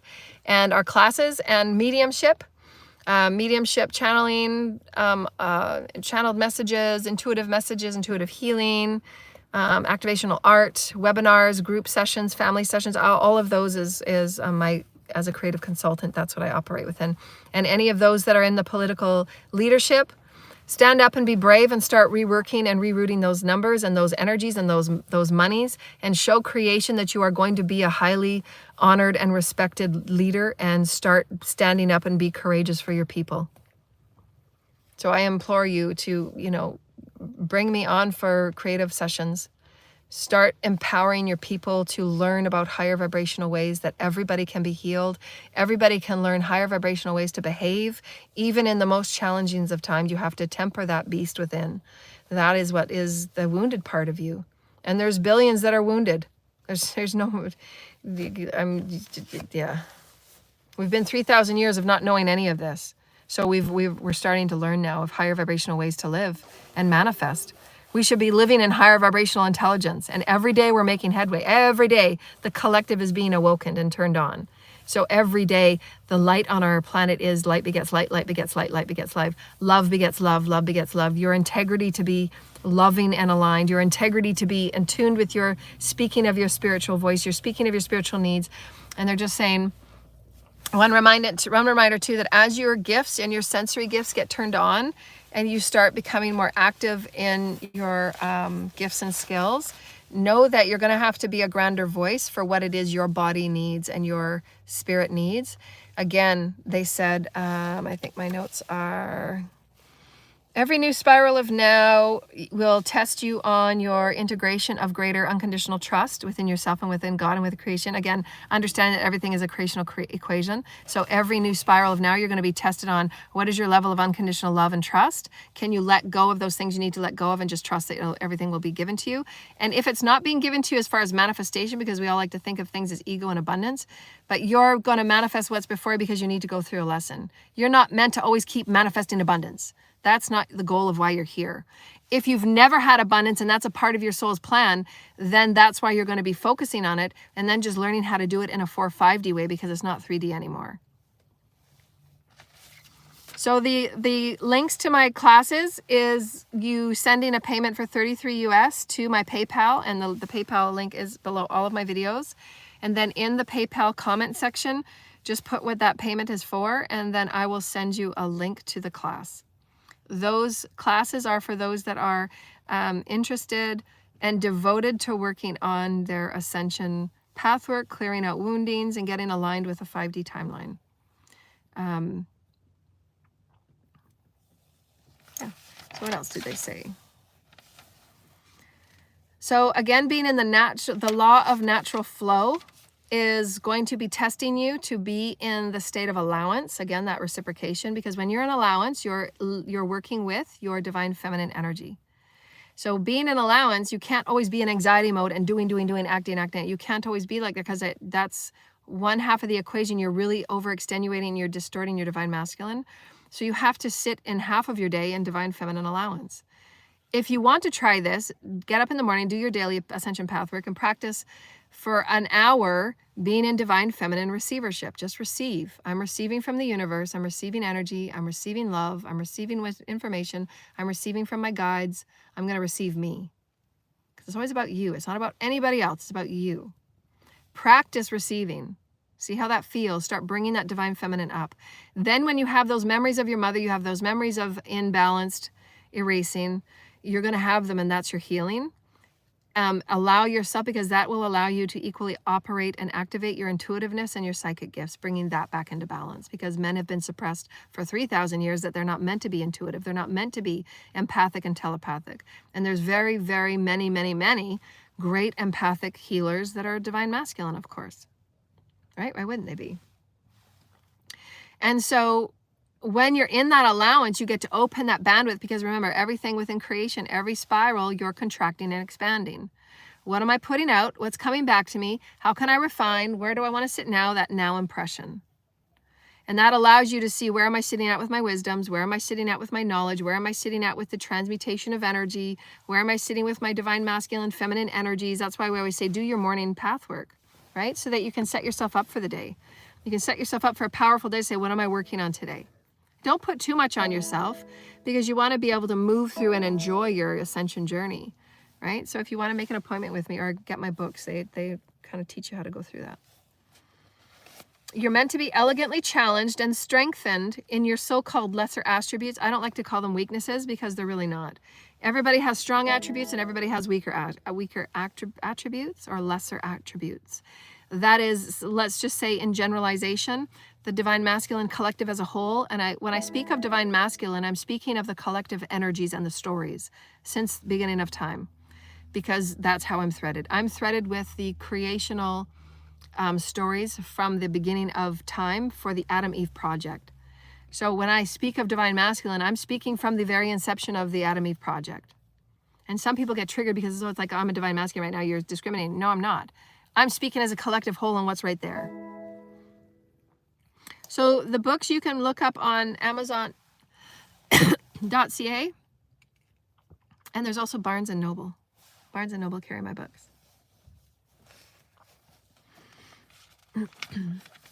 I did have a website with all that stuff there, but it got hacked, and with all the gang stalking and BS, I shut that down, just like my Facebook.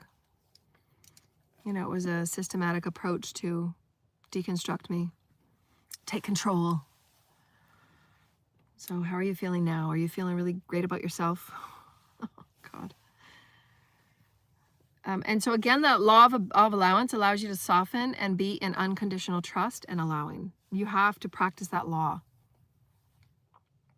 Anybody that's on their mastery path, you are going to be practicing your virtues of patience, your virtues of silence, your virtues of unconditional love. That's a hard one. Everybody has to practice unconditional love, because none of us, very few of us, and especially for divine feminine, even have a harder job.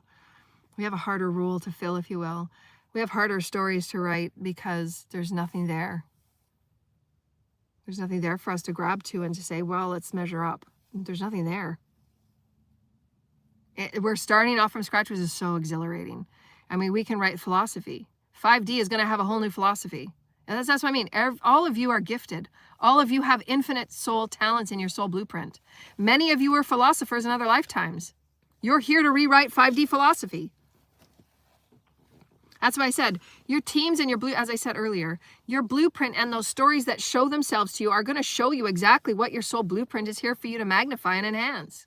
So get busy, right? You're a genius. You're a genius in something. God's placed you here. Whether it's philosophy, anthropology, economics, whatever your thing is, you're going to be working with a specific archangel and your teams, your celestial teams, your alien teams, and you're going to be pulling out those threads and those cords. And you're going to have, as I said, every spiral of new now experience that you choose to be on the path of ascension. You choose to be on the 5D alignment. You choose to be on 5D timelines. That's an intention. I'm choosing to set myself a 5D timeline. What is that, Spirit? How can I be my highest and my best? I want to be a part of oneness. Every new spiral, you're going to be testing your divine feminine, your divine masculine energies of, again, your lesser attributes and your stronger attributes. I'll give you an example, and I've given you lots with the divine masculine having to heal their intuitiveness. That's a lesser attribute because they've been suppressed for 3,000 years. What do you expect? Just like the children. Me, I've had to be a lot in my divine masculine energies because I lived a lot in my divine feminine energies until I was, spiritually warfare and targeted. I had to really practice my divine masculine, which is really uncomfortable for me. I don't like being in divine masculine all the time. So I had to those are my lesser attributes. I had to really practice. It's not comfortable for me. That's not comfortable. It's not a thing I go out and say, yeah, I'm going to be my divine masculine energy today.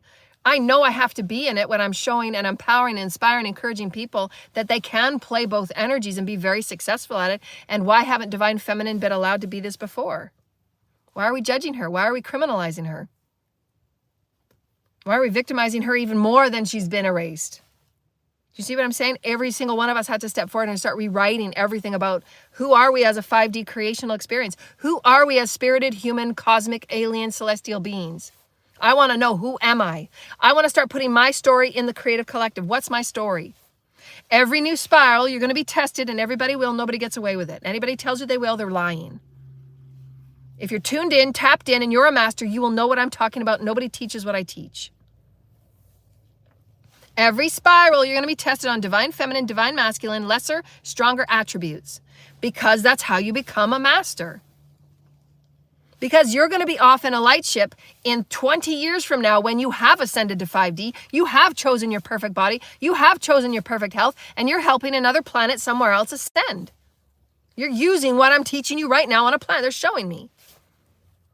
2 to 3 of you are going to be helping light ships in other galaxies, in other planets, in other ways, helping other planets go through ascension. Why? Because the Pleiadians have been doing this for us millions of years. They're the ones that offered their seed for us in what we call the ape version, for us to be ascended people in our now experience. We would still be apes if it hadn't been for the Pleiadian seed. So there has been intervention. There had to be, because we were meant to be, as divine's God planned, to be ascended. There had to be that intervention, and that was on divine plan only. That was God's direct lie. That's God's direct writing of the quill. Right? Pleiadians just didn't decide to come in and do it. No, that's of the hand of God. This planet is a diverse planet of all species, of all life. Know who we are as a divine, interdimensional, diverse species of all aspects of life. We are alien, we are celestial. Everybody has it in their DNA. And how can you now bring it forward to a now version of you and know that every spiral you're going to be practicing unique laws, and as we're moving forward into 5D, they're going to be much and much softer because they have to be. Why? Because it's time for us to receive the blessing of the divine feminine. The divine feminine to nurture and nourish and bring light and honor and love and healing to her communities. And for the divine masculines to be okay stepping in and navigating that and healing the family lineage. Because there's 3,000 years of wounding that we have to heal. And that goes back to the very discrimination of Jesus. And even earlier. Right? This is what we're healing. These are the trenches. You're not going to get away from it. You can determine what part you play in it and how you're affected. But just know, the more that you tap in and tune in, and the more that you get engaged, and the more that you entangle, the more that you become participatory, make no mistake, God's right there with you, equal measure. Why? That's the equation of the betting. God's not going to leave you strangling on your own while you're doing all the work. No, you're showing spirit every day. You care about who you are. You want to be a higher version of you. You want to be a better version of you. You want to tap into your divine feminine. You want to do it because it's fun, because you want to heal who you are as a soul. You want to never have your children go through what you went through. You're doing it because it's a part of your excitement to be you as a celestial human, because you know you're going to be offering this in classes down the road to other humans, other beings, other hybrid children 20, 30, 40, 50 years down the road that's going to be learning about chakras as soon as they're 2. They're going to come out of the womb knowing about their chakras. That's where all your information sits of all your lifetimes, is in your chakras. There's so much that we have to know and learn. And this is why it's been so ridiculous for me to have been suppressed for as long as I was. And why there's going to be no more holding back. Spirit and the legions, everybody's going to be making whatever way we can for the benefit of the human family. There's going to be no more billions of children being raped and pillaged while people are making money off them. People have to face their wounds. Raping children and making billions is not okay. And it's the very reason why the Epstein case was brought forward. That was the opening window and door. It has to be faced. And how are we setting up these healings for everybody involved? Nobody's approached that.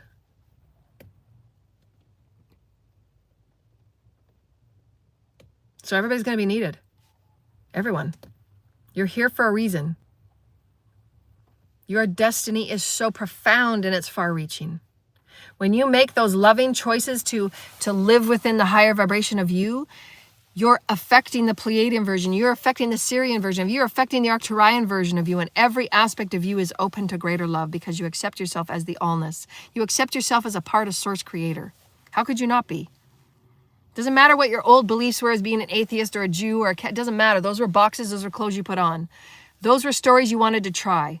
You've got that experience, so honor it. But now you can choose to be different. You can be a part of the all and make a difference. Because there's going to be a billion other atheists, Jews, Catholics that are going to be going through their ascension and they have nobody to turn to. Because it's not being taught out there. So what is your life experience? What are your injuries? What are your traumas? What are your courageous acts of kindness that you can give to yourself to say, I'm going to be a part of this. I'm going to start a blog. These are my life experiences, your 3 E's, make a blog. These are my 3 E's. This is what I go through every day. I want to help people. Any questions? Make a video. Any questions? That's how you play a part of oneness. And then watch the people attract themselves because why? Because again, it's the equal opportunity universal equation. As you express yourself, that will come back in return. If you do it from purity of heart, if you do it from purity of expression, if you do it from purity of excitement, if you do it of purity of just being you because you're you, because you're you, because you're because you want to activate your destiny, you want to activate your gift, you want to activate your DNA, absolutely that energy is going to come right back to you. People will find you. God will make the way. And you put a little donation tab on your blog and you only talk about your life experience. What does life look like through your eyes? Don't take anybody else's story. Your eyes. Your experience. Because if you're not talking about your experience, if you're not talking about your creation, if you're not talking about what it was like to be you, then you're not helping anybody else. You're just taking something from somebody else. And again, it's going to come back and it's going to be falsified. Because you're not being authentic. Who are you? That's the whole question. Who are you? Share it. Who are you? Express it. Who are you? Have the experience of it and it'll come back to you. When you express yourself authentically, this is my story. I'm standing in my story and I'm not backing down. This is who I am. The whole universe converges. You have the right. That is your highest birthright. Those 3 E's are your highest birthright. The multiverse will converge around you to make sure that you are heard and you are known and you are seen for who you are. How did we get it any different? There is no religion that teaches you that. That is your 3 E's of your birthright. That's who you are. That's exalting who you are. That is God's wish and blessing for you. That's why we go that 51%. Why? It doesn't matter what is thrown at you. You are going to stand in the truth of who you are. And when it comes time for blessing, everything will back out of the way because you fucking deserve it. There's no more suffering. I suffered long enough on every other timeline. I'm not suffering this timeline. And there's been enough suffering. Because I take the pain when I'm sitting down at night. I'm trying to transmute the children that didn't get heard. Or the children that are in the spirit realm being lost and I got to feed them back to source because they were left the planet too soon and they weren't connected with spirit and they weren't aligned and I helped feed them back to spirit. I helped the lost souls caught in between realms. I'm thinking 10 and 20 steps ahead on how we can get the children healed that are coming up from the underground every day. How can we not have things happen in schools? How can we have things not happen at bus stops? How can we have things happen that are done? I'm thinking and always trying to heal. Who else is doing it? Are the leaders talking about this? Everyone's going to be needed. Why? Because we care. What is your soul story? Who are you? Rewrite the past by seeing the divine feminine and masculine equal. When did we ever think we weren't? Hold yourself high, dear lighted ones. You're God. Love and benevolence and all that is love and light and namaste of the highest realms. And we thank each and every person for being on this planet and for being in this beautiful, divine, courageous journey. Celebrate and be of love and light, for you're being activated in every day and every way of who you are as a cosmic, divine, multiverse, universal being of interdimensional love, genius, wisdom, knowledge, intelligence, and divine refinement of who you have been and who you will be. You're profound.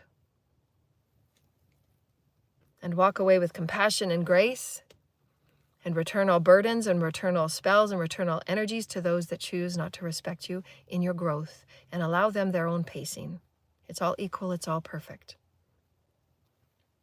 Honor the polarity, honor the duality, honor the push and pull. It is how we grow as one.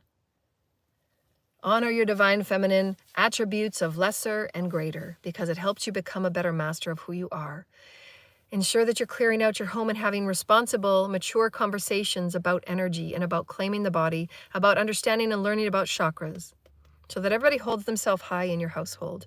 And allow your children to know in every way that they are heard, in every way that they will be protected. And keep coming forward until they are heard, until there is positive, loving action for them on behalf of them. That is our promise to one another. And you know that every day you go to bed, you've done your best, because you've been an ambassador of oneness and unity, however it is meant to be in your unique story, because you're meant to fulfill the story of oneness, the inclusivity of oneness, the diversity on this planet that is profound beyond any other planet. This is why this planet has the most activity right now. Your soul's journey is unique to you, and you're meant to come forward uniquely in your story. So share it uniquely. What is your story? Don't take from anybody else. Who are you? Start navigating that, because you're profound. We love you, dear lighted ones. Namaste. We rainbow hugs and kisses to all of you. Any donations is greatly appreciated, and we love you so very much. Go within and do your evening work. Assign yourself with a higher vibrational guide, Archangel Michael, Saint Germain, Mother Mary, all of these beautiful guides, and just have them help yourself from clearing out any lower vibrational energies, and do your breath work, full body breaths. A full body breath is where you lift your whole cavity. That's a full body breath. 10 full body breaths, and call in light. Open up your pillar of light just by intention, and have that light bathe you. Bathe your chakras, bathe your fields, bathe your bones, bathe your organs. Have every aspect of who you are as a multidimensional being bathed with light, and have your angels help you. And then do the releasing of the cords and any cutting of any energies or entities that need to be released through your intention and your affirmation. Remember, intention, direction, and focus is how you manifest alchemy and changing of the energy that you are. What you carry, what's been given to you, what's been projected at you, what you chose to take on, what's been spellcasted on you, anything. You're responsible for your multidimensional bodies and fields. So be the commander of it. And then when you've done that, showing the universe that you are a leader of your own experience, you are a leader of your own multidimensional allness, Spirit will manifest you equal measure. You have to show Spirit first. You have to take that first step. We're not going to be babied from here on out, because the rules and the laws of the universe and everybody awakening, it's kind of a thing now. Right? So we can't at this point be, thinking that we don't know. We do know. Common sense how to treat people and the planet, because it's us. It's that child of us that got abused. It's that child of us, or that elder of us that didn't get heard. The elder of us that got their inheritance stolen. Every kind act you do, and when you're making something right in the highest in benevolence, and you're always acting on behalf of the vulnerable, that those that don't have voices and those that don't have choices and those that aren't strong enough, and you're taking it upon yourself with pure intention, always tell Spirit, because Spirit will always know the purity of your heart. That's why Spirit, in so many of my negotiations and my navigations with the Karma Board and everything that I do, I show Spirit that it's always the purity of my heart that I do something. And Spirit has had to coach me in really pulling back, because I want to help everybody and everything, but I just don't have the energy to do so, because there's so many people that need help. So I've had to really learn that attribute of weakness is mine is helping everybody all the time. And I just can't, because I have to have that time to be renourished as my source light, my light force. But Spirit knows that if I've done something, even if it was something that I shouldn't have done per se, because there is right and wrong, it's common sense, right? You don't hit somebody over the head when they're just standing there, right?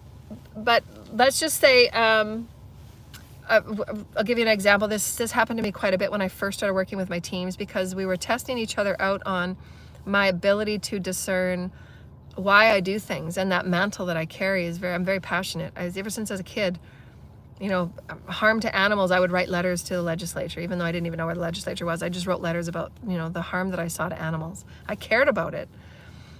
So that active passion that I had to help, and that active passion I had to care, and that connection to care, I saw that it was missing in every way and everything.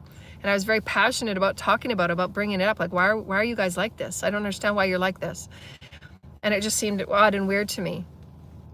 And in that play of my teams knowing and me knowing, no, it's important for me. And I've learned over the years to sit back and just allow things to unfold, because I'm not responsible for the fixing of everything. And Jesus has had many conversations with me to understand, because as an empath and as a conjurant, as a healer, as a hybrid person, as ultra human, whatever, I'm coming here with so much 24/7. It's the wheel turning. Just want to help. It's constant, never shuts off. That's like the that's the high functioning part of me. We're faster oscillating, and there's so much that can be done when there's no resources. I'm not being seen, I'm not being heard, there's no money. So this is where it's just ridiculous. It doesn't make sense. So now Spirit's making sure that things are going to happen, so I do have the money to make things happen, because people aren't doing the right thing. The people that do have the money aren't doing right with it. And so those people with passion, those heart pulsations that you send out every day, even when I was 6 or 8 and 9 and 10 and 14, those are adding up to good karma buckets. Because I've always been that passionate about helping. Why aren't we helping people? Why aren't we sticking up for the animal? Why aren't we sticking up for Joanna?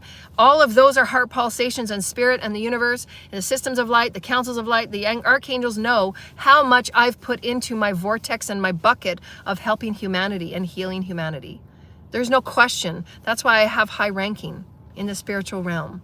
And I say that with great humility. I've never seen myself. I've never ever called that with myself. But Spirit is having me now because I've earned it. I know who I am. I call what is going on. I call that because I see it. I'm not gonna apologize for seeing what I see. I'm not gonna apologize for being who I am. No, I'm a beautiful person, and I'm meant to be here because I make change. That's who I am. I'm not apologizing for how God made me. How dare you even ask me? I won't. I would never ever ask anybody to do that of themselves. I am as God made me, and I'm proud of it. And I'm standing and I'm offering everybody to do the same. And in that giving and in that seeking and in that wanting to change and wanting to help, and you see and you perceive and you see what's goes on and you want to make a difference, and you make plans and you have your journals and you write things out. I have journals where I write things out. What are my changes? What are my agendas? How are my plans? What are my schematics? I write this stuff out. I can make a difference. Spirit sees and knows everything. Spirit's not going to give the money to somebody that goes out and parties every day and buys Gucci. It's a nice to have, and it's okay you do that once in a while, but you're meant to be responsible and goodwill with your money and your responsibility and your leadership. What have you done? Everything's changing because God sees those that don't go to sleep at night, because all you can do is how many people you can help. These are basic healing techniques that can be served to everybody on the planet if they so choose. Why isn't it being offered? Do the governments want to perpetuate people to be sick? You have to ask yourself these questions. Does Big Pharma want to perpetuate you being sick? Is that good leadership? Is that a good place to put your money? Can you get off the antidepressants, and can you be more full in who you are, because you're suppressing who you are? Everything is vibrational. We have to wake up. And when God sees your every purity, your purity, your purity, your purity, and you never let up because you care, because you're connected, that is returning to source, and God will make sure a way will be made. That's a 5D leader. And we're showing you, and we're helping you to be entrained. Your heart is everything to who you are. Never forget it, never leave it out. And see the heart and the compassion and the love of everybody. Because why? Because we're one, they're your brother and their sister, and they helped you in another lifetime. They're going to help you in the next lifetime. They're going to help you in a week from now, 2 years from now, in a decade from now. And why helping others is so important. Because you will need it. As Jesus said in the sermon, when I had no clothes and you clothed me not, and I had no food and you fed me not, and I was in jail and you came not to visit. I knew not of thee. God knows of thee. Lest thee not discriminate, for it is thee. And we love you, dear lighted ones, and we namaste and we bow to you. Each and every one of you, I bow to you as the Holy Christ, as the Holy Christ, as the Holy Christ. I hold you dear, and I hold you with ample abundance, and I wish you abundance in every day of light, of love, of benevolence, and good cheer. Dance in front of the mirror tonight, dear lighted ones. Dance in front of the mirror and celebrate who you are. God has blessed you with a divine soul blueprint. Love this blueprint. You expand the cosmos and planets and beings and bodies that you've never even known. And we open you up in this way at your heart level. At your heart level before you go to bed tonight, and ponder with the law of natural flow. Allow yourself to know who you are and the vastness of who you are as source. Ask this before you go to bed tonight. I wish to know who I am as an infinite being of vastness, of source, across all planets, across all realms, across all bodies. Who am I? How may I bring this unified, diversified experience of oneness to this planet? May I be a part of this oneness ride. May I be a part of this oneness factor. God hears your every word. The purity of heart, who are you? And we love you so very much, dear lighted ones. Letter K. We love you. Thank you, dear lighted ones. Rainbow hugs and tickles.